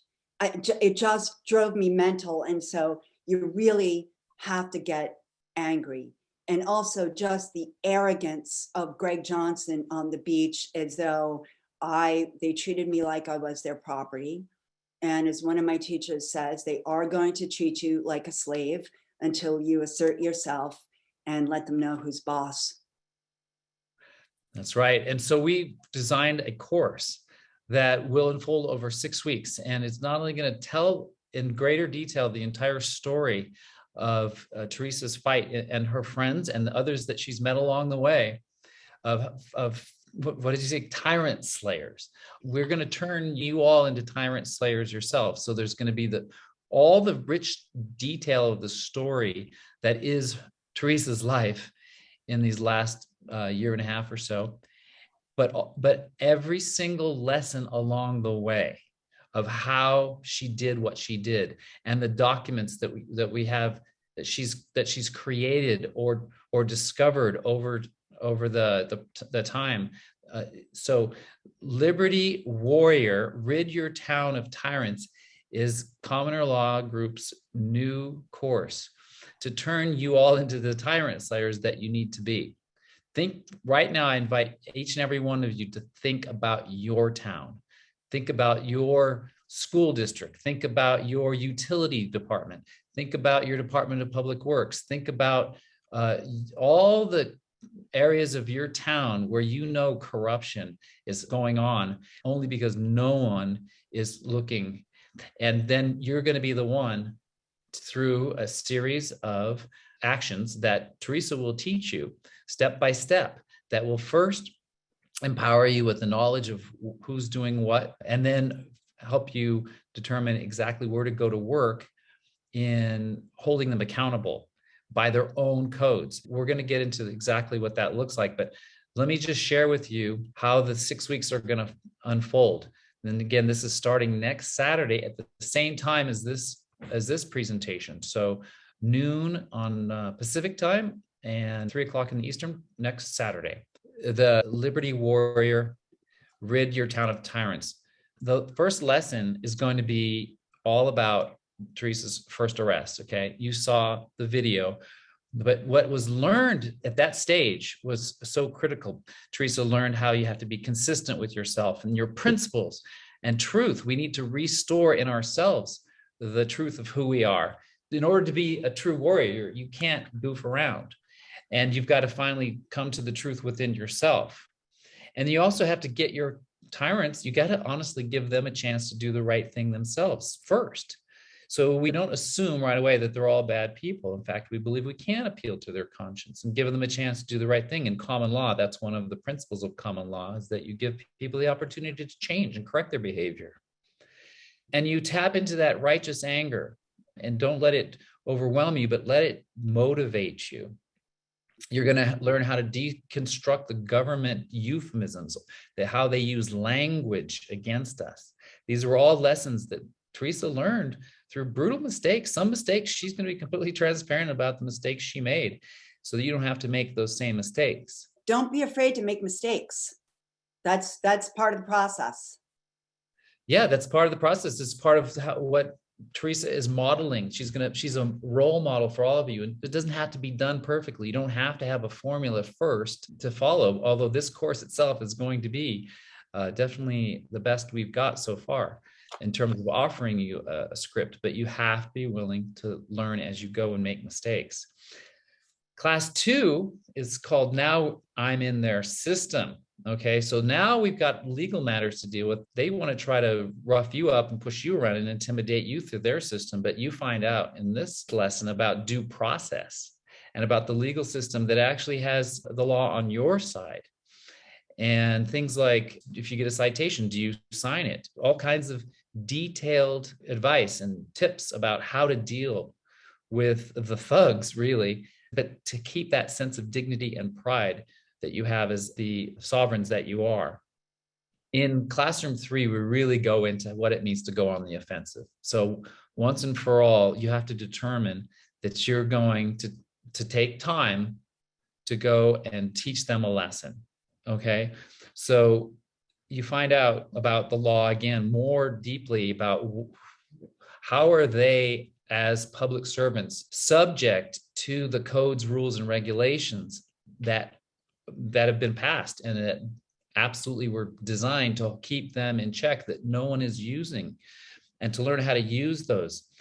Everything from the jurisdictions of the court to notices of violation that you will offer them. You saw in that video, sheriff being served with documents. They don't like it at all. They realize that these actions have legal and lawful ramifications for them. So they're just not used to being held accountable. So you're going to learn how to go on the offensive and all the things that you can do to hold them accountable. And then lesson 4, we're going to go deep in public records, which is your opportunity to learn the truth about who they are, to get their emails, to get their salaries, to get all the information that is public record that belongs to the public. And it's not always easy. They don't always give it up. So Teresa once again has learned so much about the kinds of tricks that they use to stop you from getting access to the public information that is the property of we the people, and how they try to stop us from getting that information because they know knowledge is power. In the next class, again, you want to give them a chance to do what's right. That's part of the principle. And we're always extending love and forgiveness and an opportunity for them to change, and really for their own salvation, for them to come and to be the honorable people that they maybe at one point wanted to be when they started in public service and forgot and got corrupted. We want to continue to hold that to them. In that class, you're going to learn again more of the story about how Teresa has offered people the opportunity to change and to give them the chance to do the right things. But the story about her car being towed, technically stolen, right? So we're going to, throughout the course, they're going to be correcting language. It wasn't towed, it was stolen. She wasn't arrested, she was kidnapped. And we're going to teach you how to rectify the situations, the trouble that they give you. And finally, in lesson 6, it's how to put them in their place, but peacefully.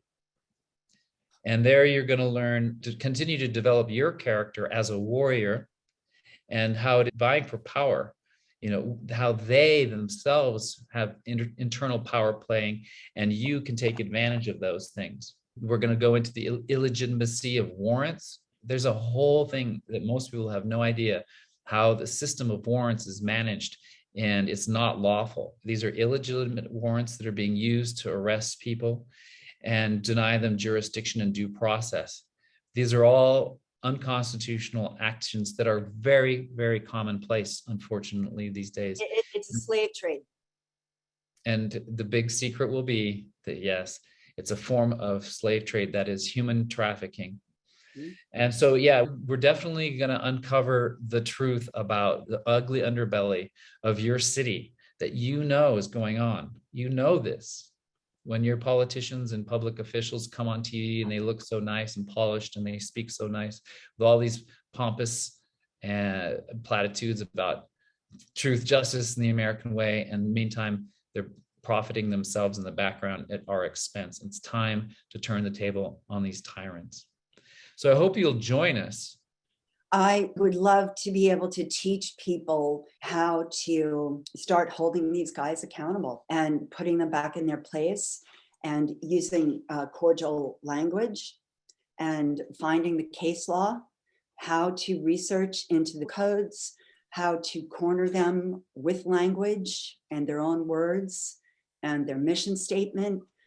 I met a couple of cops the other day, and they were good men, and I had a lot of respect for them. and they have lost their way. And so I also want to have everybody become a part of God's army, where we remind these guys of their own divinity. And we're going to do it with public records requests, lawful notifications. I want us to all undergo a transformation together so that we can right this ship. Fantastic. So you want to spend the next 6 weeks with Teresa and me, going through all of her story again and learning all the different techniques and things you can do just to fulfill exactly what she said. So starting next Saturday, we're going to have 2-hour sessions every Saturday to go through this information. And if you can't make it to any particular Saturday, you don't have any worries, because they'll all be recorded and you can catch up. Of course, we want everyone there going through with it together in a live setting. The energy is really electric, and the transformation is going to be real. The miracles are going to come. We don't even know what miracles are going to show up in the next 6 weeks, but we are sure that they're going to happen, because that's how miracles work. And so, of course, that is of extreme value. The amount of hours that Teresa has spent in researching and going through the trouble and facing down these tyrants is incredible. The live classes themselves, 6 2-hour online sessions, you can value that at $1,200 itself. Then there's the legal document templates from the notice of violation, the courtesy notice, the notice of default that she's used to great effect to get people, those tyrants, out of office, to put them in the place, to scare them out of office, because they now know that you know what they're up to. You know, if you've been abused by a sheriff's deputy out there, or a judge, or a police officer, how much fun it is to watch them stutter and hammer their way through not getting paperwork. You know, you can do the same. So yeah, it's about turning the tables. Yeah, they just go on all day doing what they've been doing. And so think of your law enforcement that's acting unconstitutionally. Think of your school boards. Think of any department or agency within your city that has stepped on your toes, has pushed you around, has violated your rights in any way. You now will have these legal documents in your hand to customize them. And we're going to show you how to do that, customize them and file them a notice on these folks, which is actually critical. Legally speaking, a principle in common law is that you must first put someone on notice. You can't assume that they know that they've done something that they shouldn't do. And it's our duty to tell them, yes, you violated my rights, and then take the appropriate action. Your package will also include the public records request templates. So knowledge is power, and these folks don't want you to know a lot of things that are public information. And so everything from email communications to the body worn cameras from law enforcement agents, to their salaries, to all sorts of information that you can find out about these folks. And then the accountability resource kit is a kit that includes so many things that people don't even know exist, that empower you to hold all these different folks accountable. So let's go through a few of those. The professional conduct complaint, right? There's a judicial one. There's one for law enforcement. There's ones for just doing regular complaints on any city employees. Professional conduct complaints, criminal complaints, Title 42s, judicial complaints, bar grievances.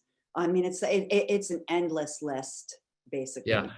And what they all have in common is that within the laws, their own rules, there are in there ways for we the people to complain about them in a formal way, which puts them on defensive once again, and they do not like to have to defend themselves.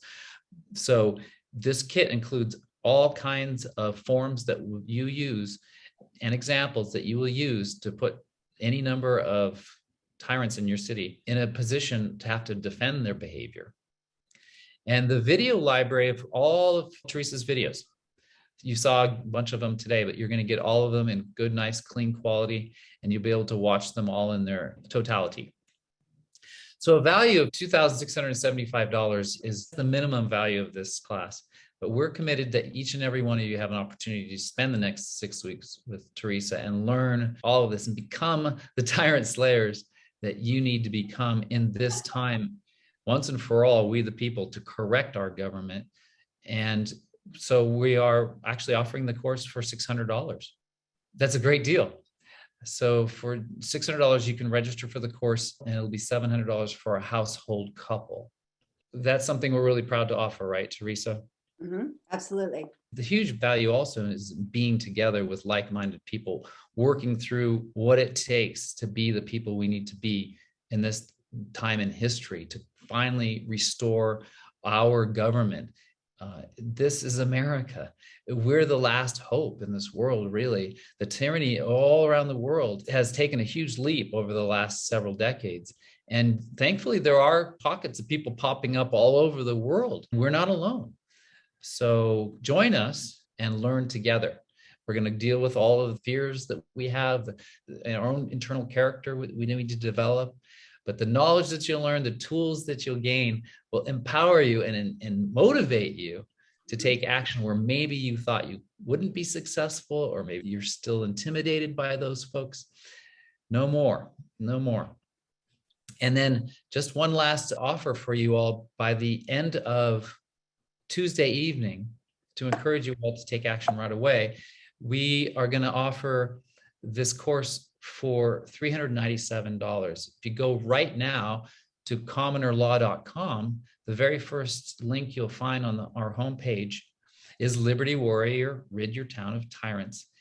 And if you register between now and Tuesday, not only you yourself, but for your entire household, one price of $397 will give you access to all the 2-hour live courses that we'll be having Saturdays live. It's going to be a very wonderful time. Become your favorite time of the week for sure.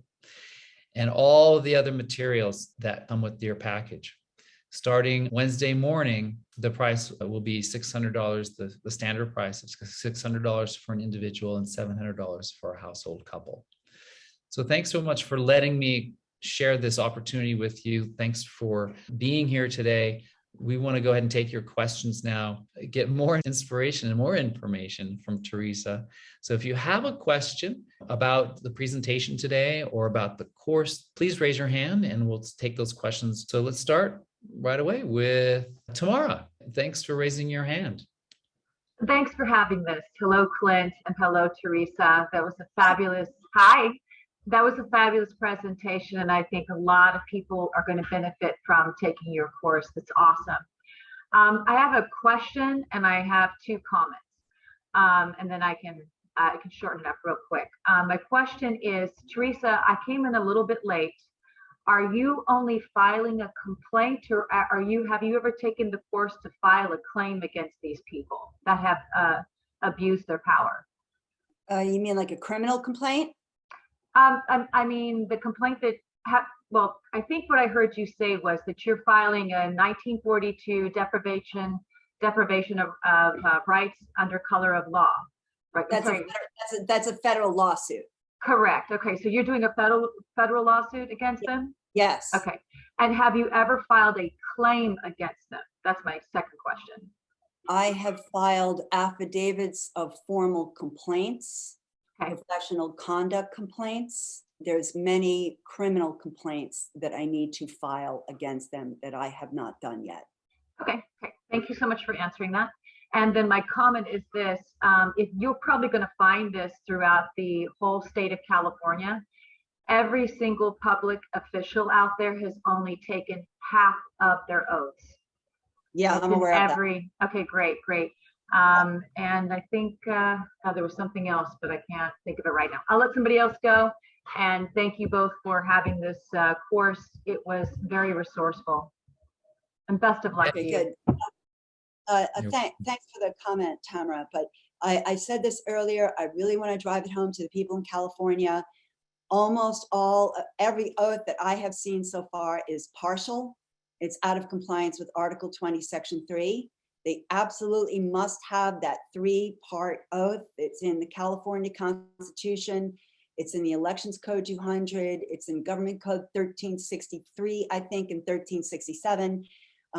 They will try to claim that in Vogler versus County of Los Angeles, 1968, that one opinion of a judge ruled the 3-part oath unconstitutional.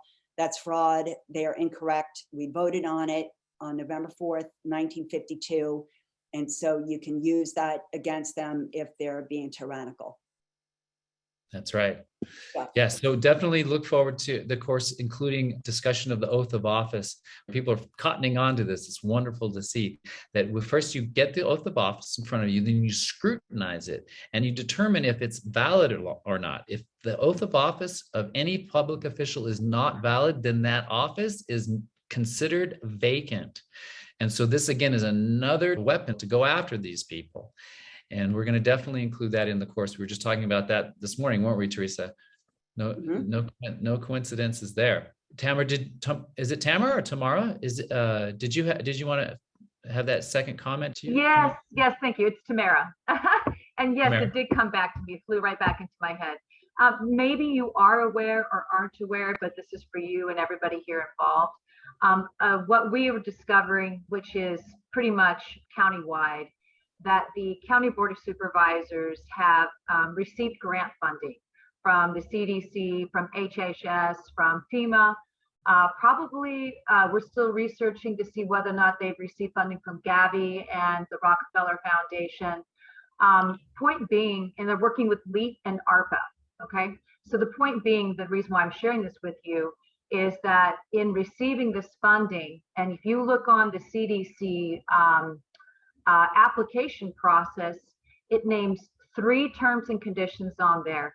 And this is the reason why our hands are being, they're forcing us to lock down.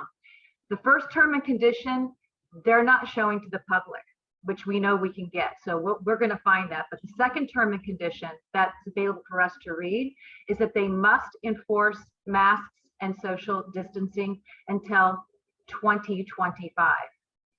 And then the third term and condition is that they must strictly follow the quarantine directives from the CDC.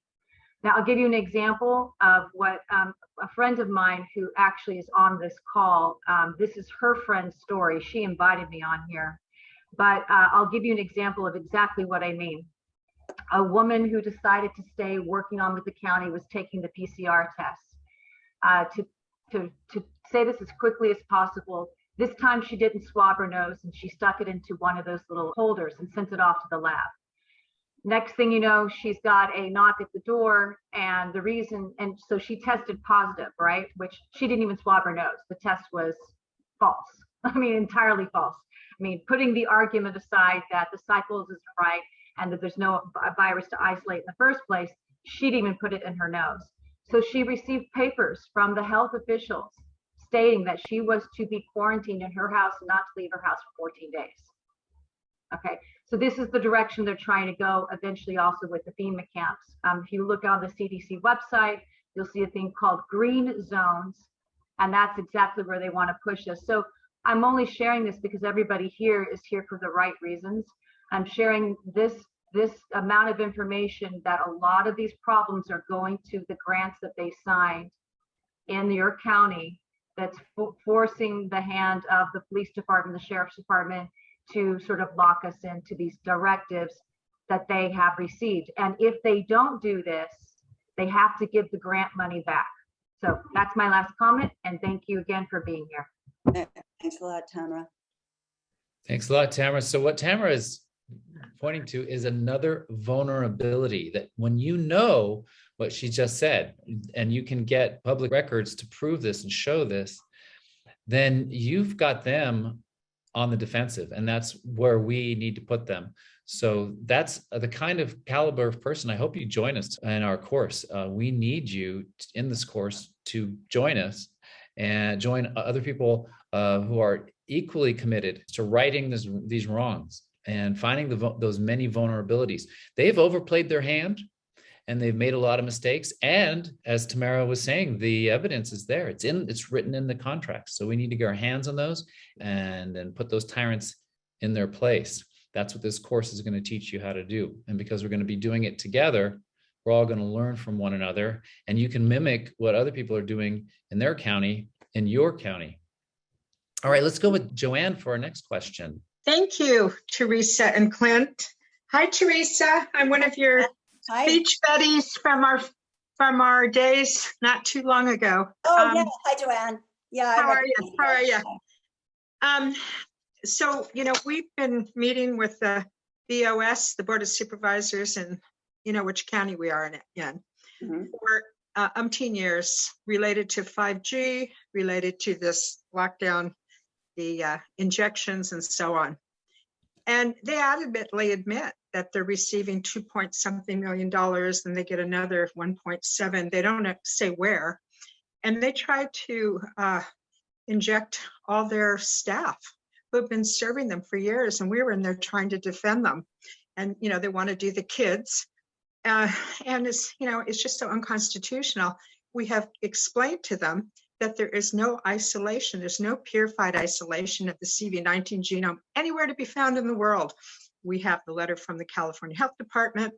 I've looked at the CDC, page 39 bottom, nothing. And other doctors have looked all over the world. There is nothing. It is flu A and flu B. We know that from Stanford and Cornell, who have kind of gone silent about it. But anyway, be that as it may, they are super going after our kids. They have set up satellite sites at the schools. And I want to know, how safe is it, either as our group or as an individual, to request freedom of information on each of these characters? Those are the kinds of things that the course is going to cover, where when you have that kind of knowledge and you have proof of it, then we'll teach you how to turn that around and use it to get them to quit. Okay, the whole goal here is to get them out of your town.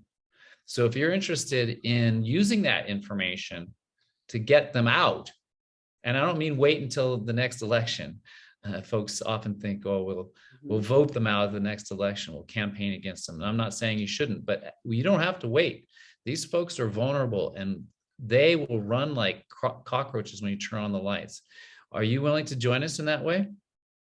I'm really considering it. I'm thinking about this.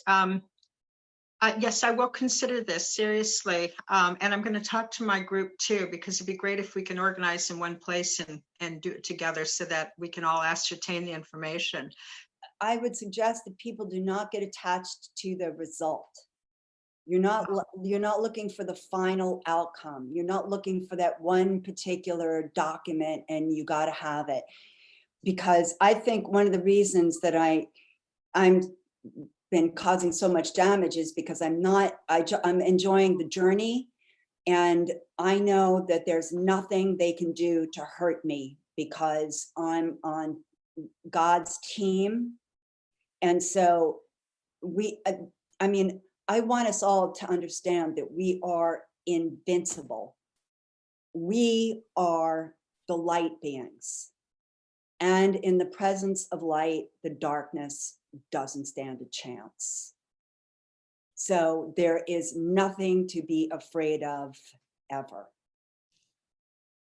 Okay, there's your answer. Thank you very much, Teresa. That's really a big part of our course. We're absolutely aware that we all have to stop being intimidatable, stop being afraid, to enjoy the process of knowing yourselves the one to rectify the situation and doing it fully, gleefully, joyously, and doing it together with us. And also, even when I was in the cell the second time, I knew that God was in there with me and that I was there because I was being taught a lesson. And I thanked God for the opportunity to learn that lesson with him. So even to, be an alchemist. I mean, the joy, but when you turn the suffering around to your advantage, because God is with you. Okay. All right, Joan. Thank you. We need you. We need you because we need you to be in the light with us. Go ahead and go to Monica. Go ahead. Hello. Yes. Hi. Hi, Clint and Teresa. Thank you for taking my question. The course that you're offering, does it specifically show how to question the jurisdiction of the court? If you have for example, I have litigation right now, and the judge that we're dealing with, she's telling us that we don't have any rights, and basically whatever we're telling her, the codes and everything, the cases, she said doesn't matter, that she's gonna rule us out. So I want to see if if I can question her jurisdiction for this court in Contra Costa County. And I also found out there was a list, actually, someone put up a list of the corrupt judges in California, actually all over the United States. And it shows her name that she was involved with the kids, like taking away kids away from the parents. So she is on that list of the corrupt judges doing this. And I'm so fed up with these judges and all these people. They're just people. And I don't need to fear them. I don't need to be afraid. And I think our attorney is afraid of the other attorney, because the other party that is involved, that who sued me for nonsense, basically, her lawyer is the son of the mayor. And I think there's some kind of they have something going on between the judge and the other attorney. And I don't believe that it's just coincident that she's just saying we have no rights, and then she's gonna rule us out. Whatever we're doing doesn't matter. Doesn't matter what we're doing. Doesn't matter if we're gonna show her stuff. It doesn't matter. So I just want to see if in the course that you're teaching, does it show how to question the jurisdiction? I heard about it from somebody else, but they're not really saying how to do it. So I was just wondering, does it show in the course how to do this? I do have one document, a challenge of jurisdiction, actually, Okay. that my mentor wrote for me. I'll Okay. tell you that the judge that I faced off against, she didn't care about it either. Okay. And so the one thing I would say is that we have got to stop hiring attorneys. Mm-hmm. Right. Because they have been trained intentionally to keep you in captivity. Mm-hmm. They are in ignorance. Yes. So whether it's consciously or unconsciously, they keep you in captivity at the same time that they are taking your money. And nobody is going to protect your rights with the same ferocity as you are.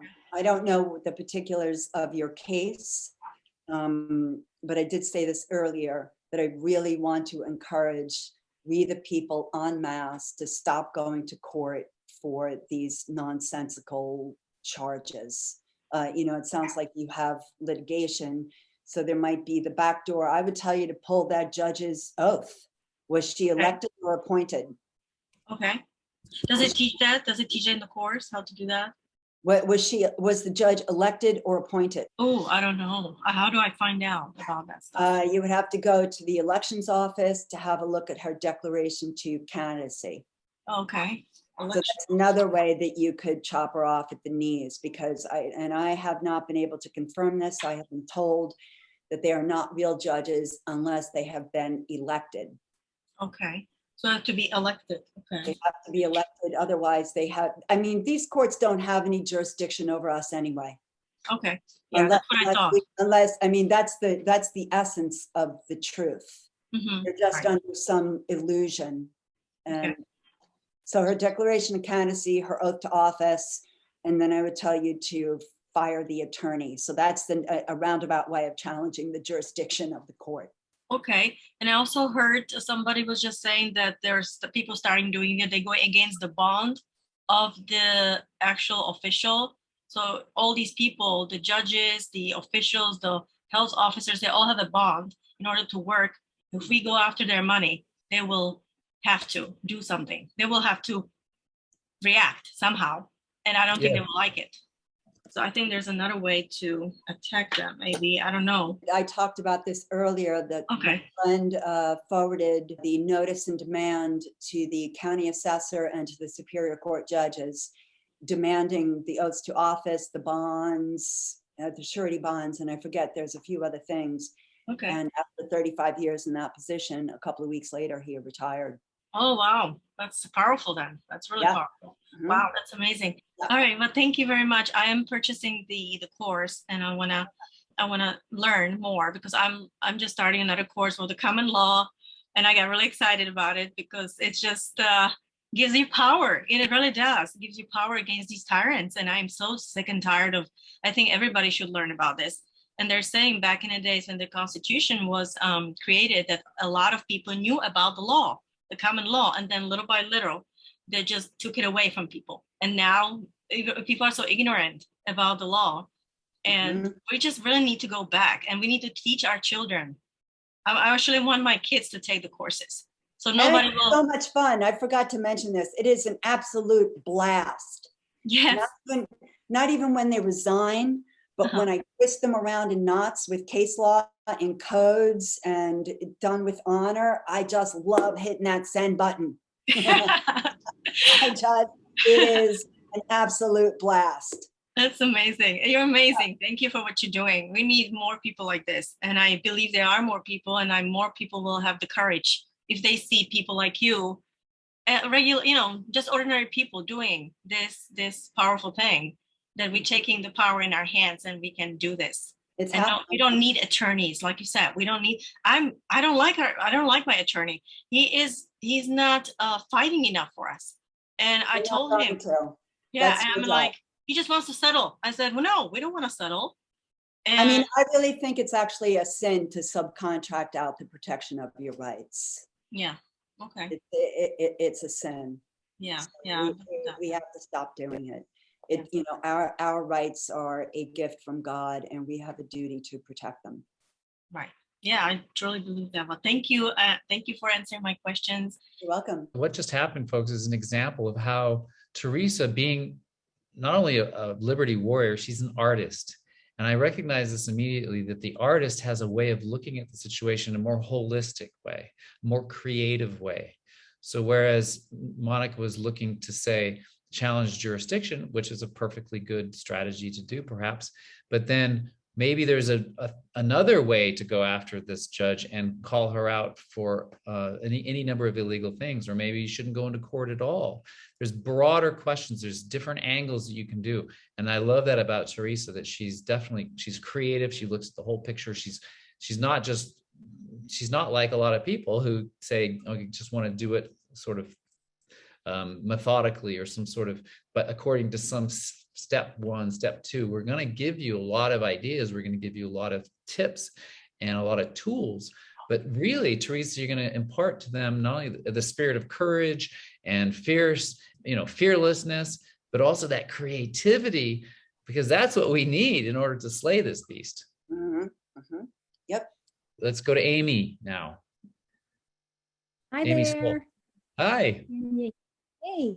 Oh, first of all, thank you. I don't just like the Great American Law series and common law. I love it. And for the most part, I came into this study with zero knowledge, like one law class in high school. I mean, not zero completely, because my mother was a legal secretary and an executive legal secretary, and one who left her job at Dow Chemical after the Bhopal disaster, and partially because my brother and I are half Indian. But I'm writing a conditional acceptance notice to this, so that the tyrant that I'm dealing with is the nursing home and the CEO, who I recently had a phone call with, who, was saying, you can't come into the facility to see your mother because of all the reasons that, none of it. My mother didn't get vaccinated. She doesn't wear a mask. She doesn't get tested. She's probably the only one person in that nursing home that is in that position, because I heard that NBC and then Vaccine Impact News wrote an article about her nursing home. And so there's a watch on that nursing home. So they're not allowing anything, and they're even reneging on the commitment that they made in the beginning to allow us to, make an accommodation at the point of active phase of dying for family members to come in and be with a loved one when they're dying. So I'm about 80% through the course, Fritz's course. But right now my mom has dementia, and they are isolating her because they don't, so she doesn't understand why. Anyway, I've got about 90 negative averments I've formulated. I'm going to have to narrow that down to 70. I intend to also send a conditional acceptance notice to the district attorney. I teach, I develop curriculum, I write, I do research. I am truly grateful to have this opportunity to fight for my rights and the rights of my family members, and to ensure that people are not abused when they're dying. And I do have a couple of questions. Negative environments are a challenge for me. They're not impossible, but I'm dyslexic. So I have to really look carefully at it to make sure that I have stated it properly, formulated the sentence properly. I am sending the conditional acceptance notice to the office of this. Sorry, this is my question. Am I sending the conditional acceptance notice to the office of the state district attorney or to their regional office? In a conditional acceptance, it always negative environment. So you typically have to say every once in a while, I'll let one squeak in. But the first one says, upon proof of claim that Deputy Michael Fritchie did not violate Monterey County Sheriff's storage policy regarding, and then I list the policy. So you're actually, so you're phrasing it in such a way so that it's a negative. Does that, did that answer your question? I think so. First, to whom do I send it? Considering there's usually a chain of command and different people involved. The short answer is you send it to the person who made you the offer, right? Yes, that I'm clear on.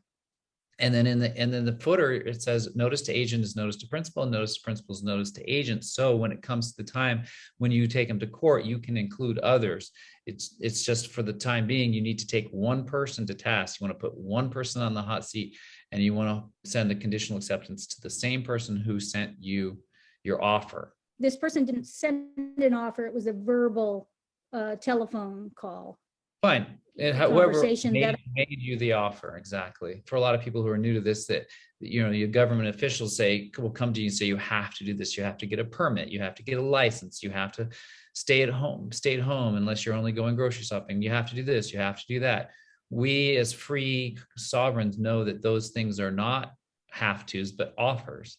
And so when you receive an offer, then that's when a conditional acceptance is appropriate. And so, yeah, you just title it to the person who told you that you have to do X, Y, or Z.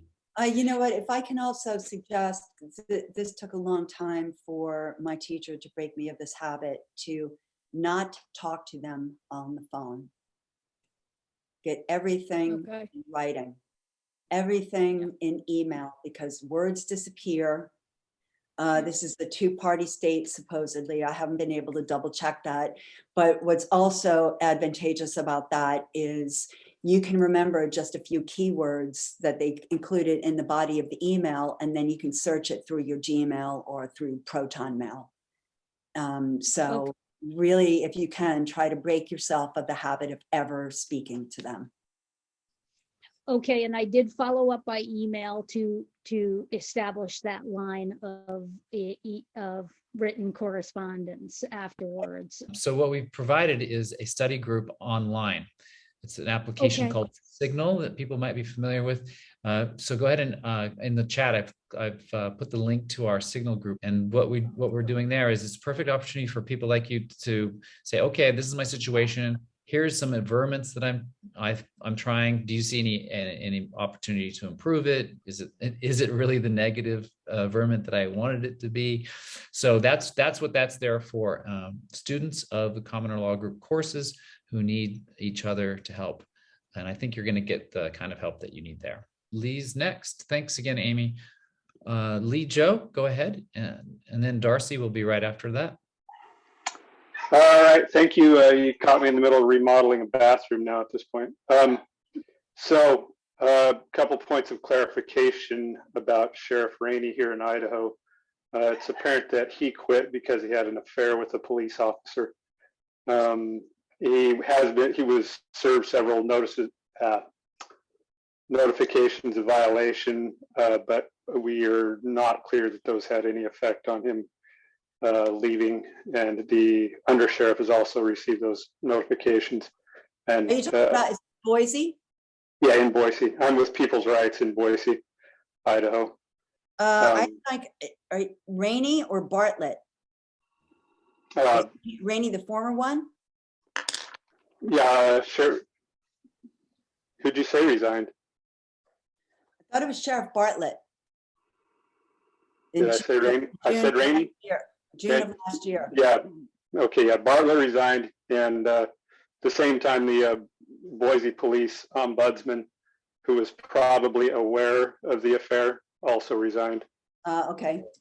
That's although we'd like to think that we had a more effect on him than that, we did not.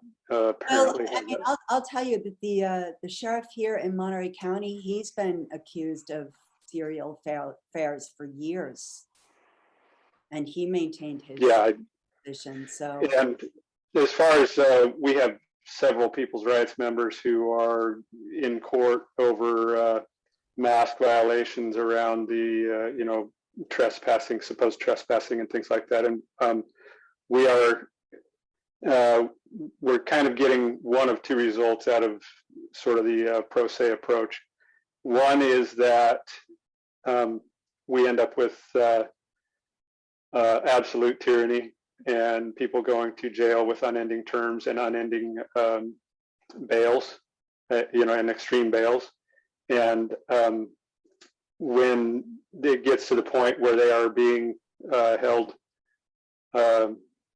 with completely illegitimate terms, they're opting to completely get out because the power of force is greater than what's commensurate for the reward of regaining their freedom and basically diving off grid the best they can.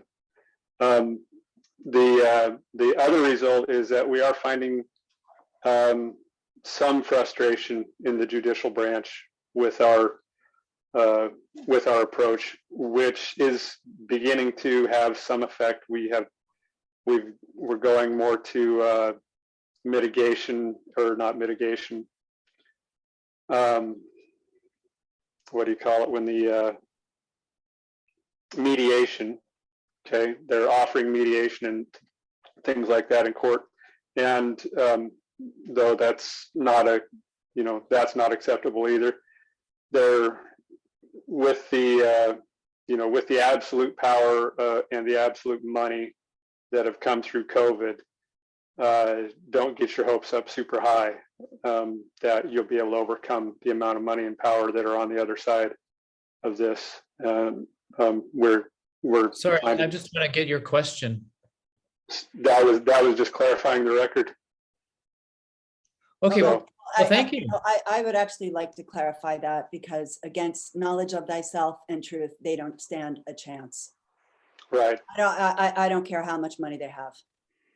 I don't care how much it's an illusion of power. Yeah, it's absolutely. Truth, you're the one that has the power. You're absolutely correct. Their force of power, their force of arms, their ability to arrest and detain you without hearing. We have seen it. A man that was on this call earlier, Garth Gaylord, has seen it. Was incarcerated and was bailed out by a friend. Just basically, we had to say we will submit, pay the fines, leave, because the power of evil and the power of Satan is extremely great here in Idaho among the supposed constitutional authorities. So I've seen the videos of Garth, and I know that they are brutal, and I know that he has spent a long time in the cell. But the reason for the course is to inspire people to go on the offensive. You guys are in a somewhat more difficult position, because I know that those 5 Supreme Court judges over there have ruled for the mask mandate. And so I would sort of look at it, it's like a treasure hunt. You have to figure out the way to outsmart them, because it can be done. The other aspect of that is, if they have to use violence and brute force, then it's because they're stupid and they've already lost. So we have to outsmart them. I mean, I'm not worried about their guns anyway, but I'm saying that that's why we have to do research. We have to be willing to do the hard work. We have to read the case law. How do you overcome this? That's your challenge up there. And to not don't, don't be intimidated by their brute force. I don't care about their brute force at all. At all. I have not gone through what Garth has gone through. I understand. But if they throw me back in there for an indeterminate amount of time, then my mind is going to become master. All right, thanks for chiming in there. I think you're a perfect candidate for this course, Lee, because until you're unintimidatable, as Teresa is, then you have some work to do personally. And we're absolutely committed to this course being a personal transformational course. If there's any fear left in you, if there's any subject of cowering and or being worried or calculating based on what you've seen in the past, and not allowing God's miracles to work through us, we the people, then you need this course. You need this course, you and everyone else that still harbors that fear. No more fear, okay? When you register for this course, you're saying, I don't want to be afraid anymore. I don't want to be intimidated by anyone ever again. I mean, not only that, Clint, but I would say you really have to wear the attitude of, don't F with me. You just need to leave me alone. And then I am kind and compassionate. I'm generous. But if you continue to F with me, then you're going to unleash a league of 1,000 angels on your head. That's why I hope that we can inspire people to embody that. Absolutely. And so we shall. All right. Thanks. Let's go to the next. Darcy, thank you for raising your hand. Yeah. Okay. So this is a quick question. I mean, I'm in Washington State, and contrary to popular belief, a lot of Washington is very freedom-loving people, and the majority of the tyranny is coming from a few counties. But I think just recently they have determined that our county now needs vax cards and everything to participate in life, which will be interesting. So, but I am a business owner, and I have licensed, and if I get arrested or whatever, charged of something because I'm at a protest or whatever. So I'm a little worried about that. I attend everything I can.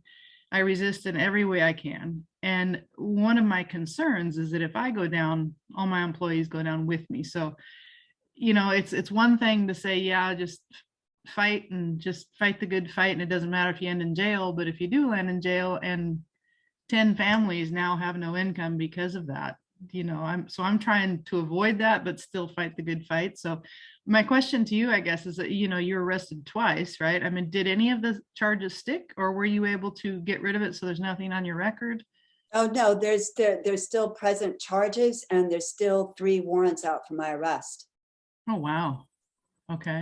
The one warrant that they arrested me on at the police department is still active because the knuckleheads down at the court forgot to take it out of the system.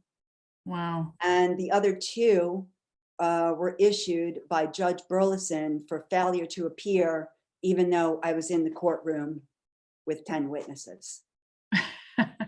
Okay. Oh my goodness.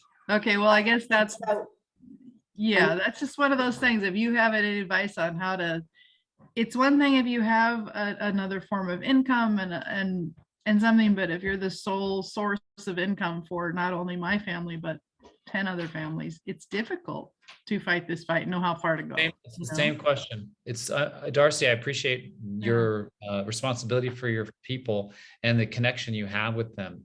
But it's the same question. Will you be intimidated? If they know that that you're going to blink because of this sense of responsibility for these families, okay? They have responsibility themselves. They have a duty. This is America. Every single one of those families you're talking about has a duty, not to sit there and wait for Darcy to take care of them. And they have to stand up themselves. Every single one of us has to stand up. This is not all on your back.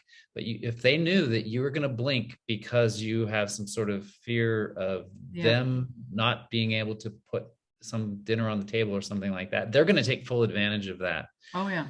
I know. Okay. I know. So yeah, I think you need to take the necessary steps ahead of time to protect your company, protect your home, put things in trust, have somebody else be in charge when you're gone, whatever, get licensed so you have a second person, whatever it takes. I agree. It could happen. So there's a lot of things you can do to be less compromisable, right? We're all compromised in so many ways because of our business license or because of tax liabilities or because of permits. They got us against the wall in so many ways. But look, this day is different than any other day in the past. And so what? We haven't done what we've needed to do up until now. But you join us in this course. If you registering and taking this course with us is going to be you, Darcy, saying, okay, come what may, that as smart as I am as a businesswoman, I've calculated this and I've learned how to follow the rules and do all the right things, because if I don't, then they're going to come down on me in this X, Y, and Z way. And that's how you're trained to be. But that's what's gotten us here. Okay. It's a day is over. We got to draw a line and say, whatever has happened in the past. And we've got to once and for all unequivocally always stand up for our rights every single time. The consequences will be the consequences. But what we hope to communicate in this presentation is that there are things that you don't know. There are tools that are amazing that you don't have, and that these people are more vulnerable than you think. That when you turn the tables on them, first it empowers you in the right way, and it puts them on notice. You don't know what kind of schemes and things that they don't want you to find out. Someone said earlier that they put on notice a particular sheriff, and it turns out that he retired supposedly because of some affair that he was having.